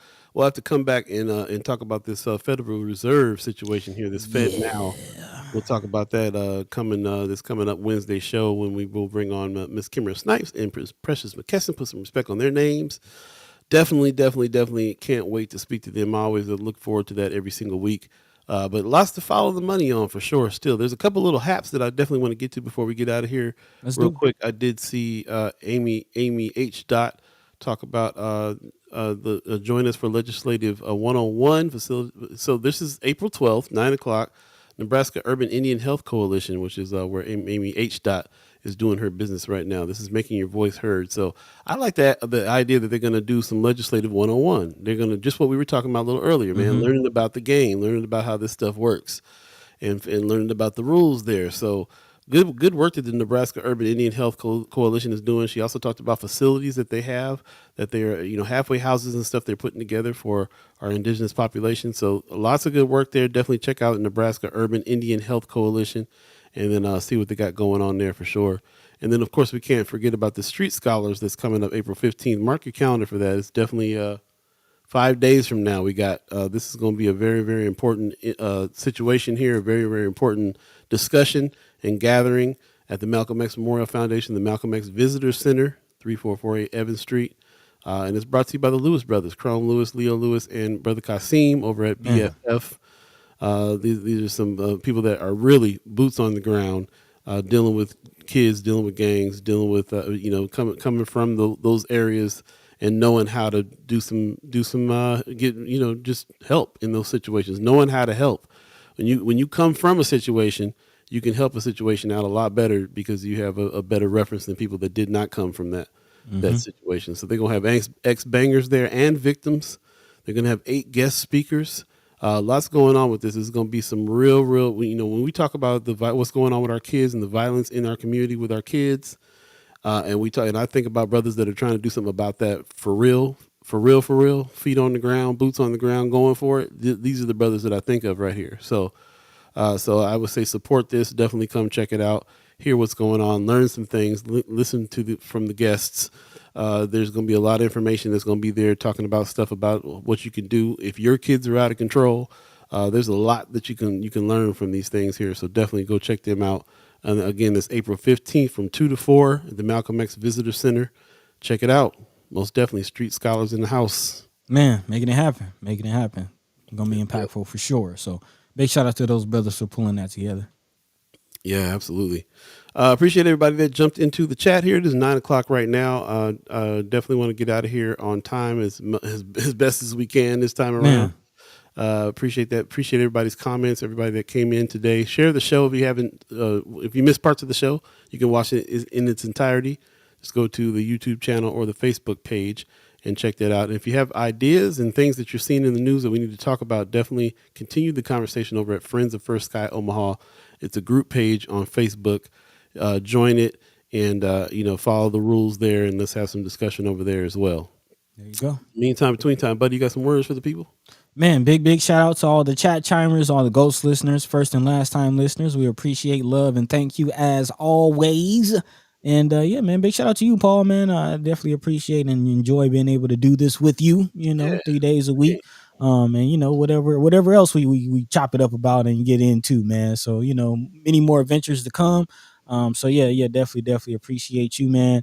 And yeah, catch us same time, same place, Monday, Wednesday, and Friday, right here on First Sky Omaha in the morning. Without further ado, Paul B, take it away. Right on. Ariels 402 says, have a blessed day, everyone. Appreciate you, Ariels, always coming on and contributing. Miss Erica Phelps says, great show with wonderful food for thought. I had to pull over driving earlier. Please check. Yeah, that's what I like. When it's compelling enough for you to have to pull over and listen. Man, wait a minute. She says, please check your health, direct your wealth, drink water, all to be good to yourselves. I heard that. There you go. Pop says, this show goes so quickly. Thanks for starting off our week the right way. Love to the squad and fam. Appreciate you, Pops. Pops. Thank you. Again, if you miss any of this show, go back and watch it in its entirety and check out the chat when you do. Lots of conversations, lots of good things, lots of good information in the chat. I'm taking notes. Marianne Williams got me learning more about the game here. I'm taking notes. Put us on game.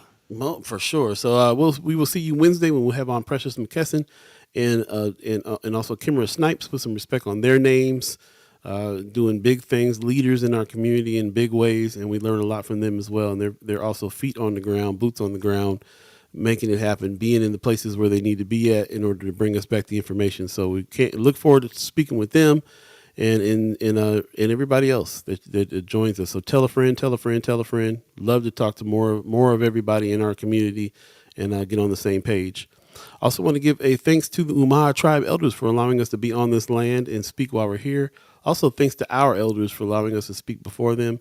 And thanks to you, the chat chimers, for allowing us to speak with you. Can't do this without you. You guys are our co-hosts. You guys are our research teams. You guys are all the you teachers. name it. You name it. You guys are everything. So you guys are everything, and this is what this is about. So we really appreciate all of you. Also, we appreciate everybody who is a reoccurring member and sponsor of the channel as well. $10 people, $25 people, $50 people. Thank you so much for paying for this space, making it so that we can have this ability to get together and make the dream happen with the team. Dream work makes the team work. There you go. So thank you so much for that, and we will see you Wednesday. Take care of yourselves.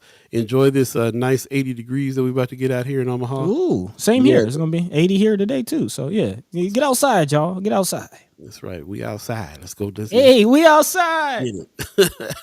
Hey. Yeah, man. Check out We Outside show, man, on YouTube as well. You know, for first guys venturing out, bro. Oh yeah, it's an official First Sky Omaha production, man. We Outside show on YouTube. Check us out. Just had last episode was Jazzy Faye. That's what's up.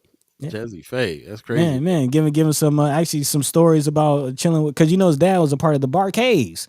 Right. So giving some background story about chilling with Cameo and the Barcades and the wars they used to go on the road on tour, the wars they used to have, man. Some pretty good information, man. So yeah, check us out, man. Post that in Friends of First Guy, bro. We'll do. Yeah. All right, we'll see you Wednesday. Peace. By the way, Vanglorious. This is protected by the red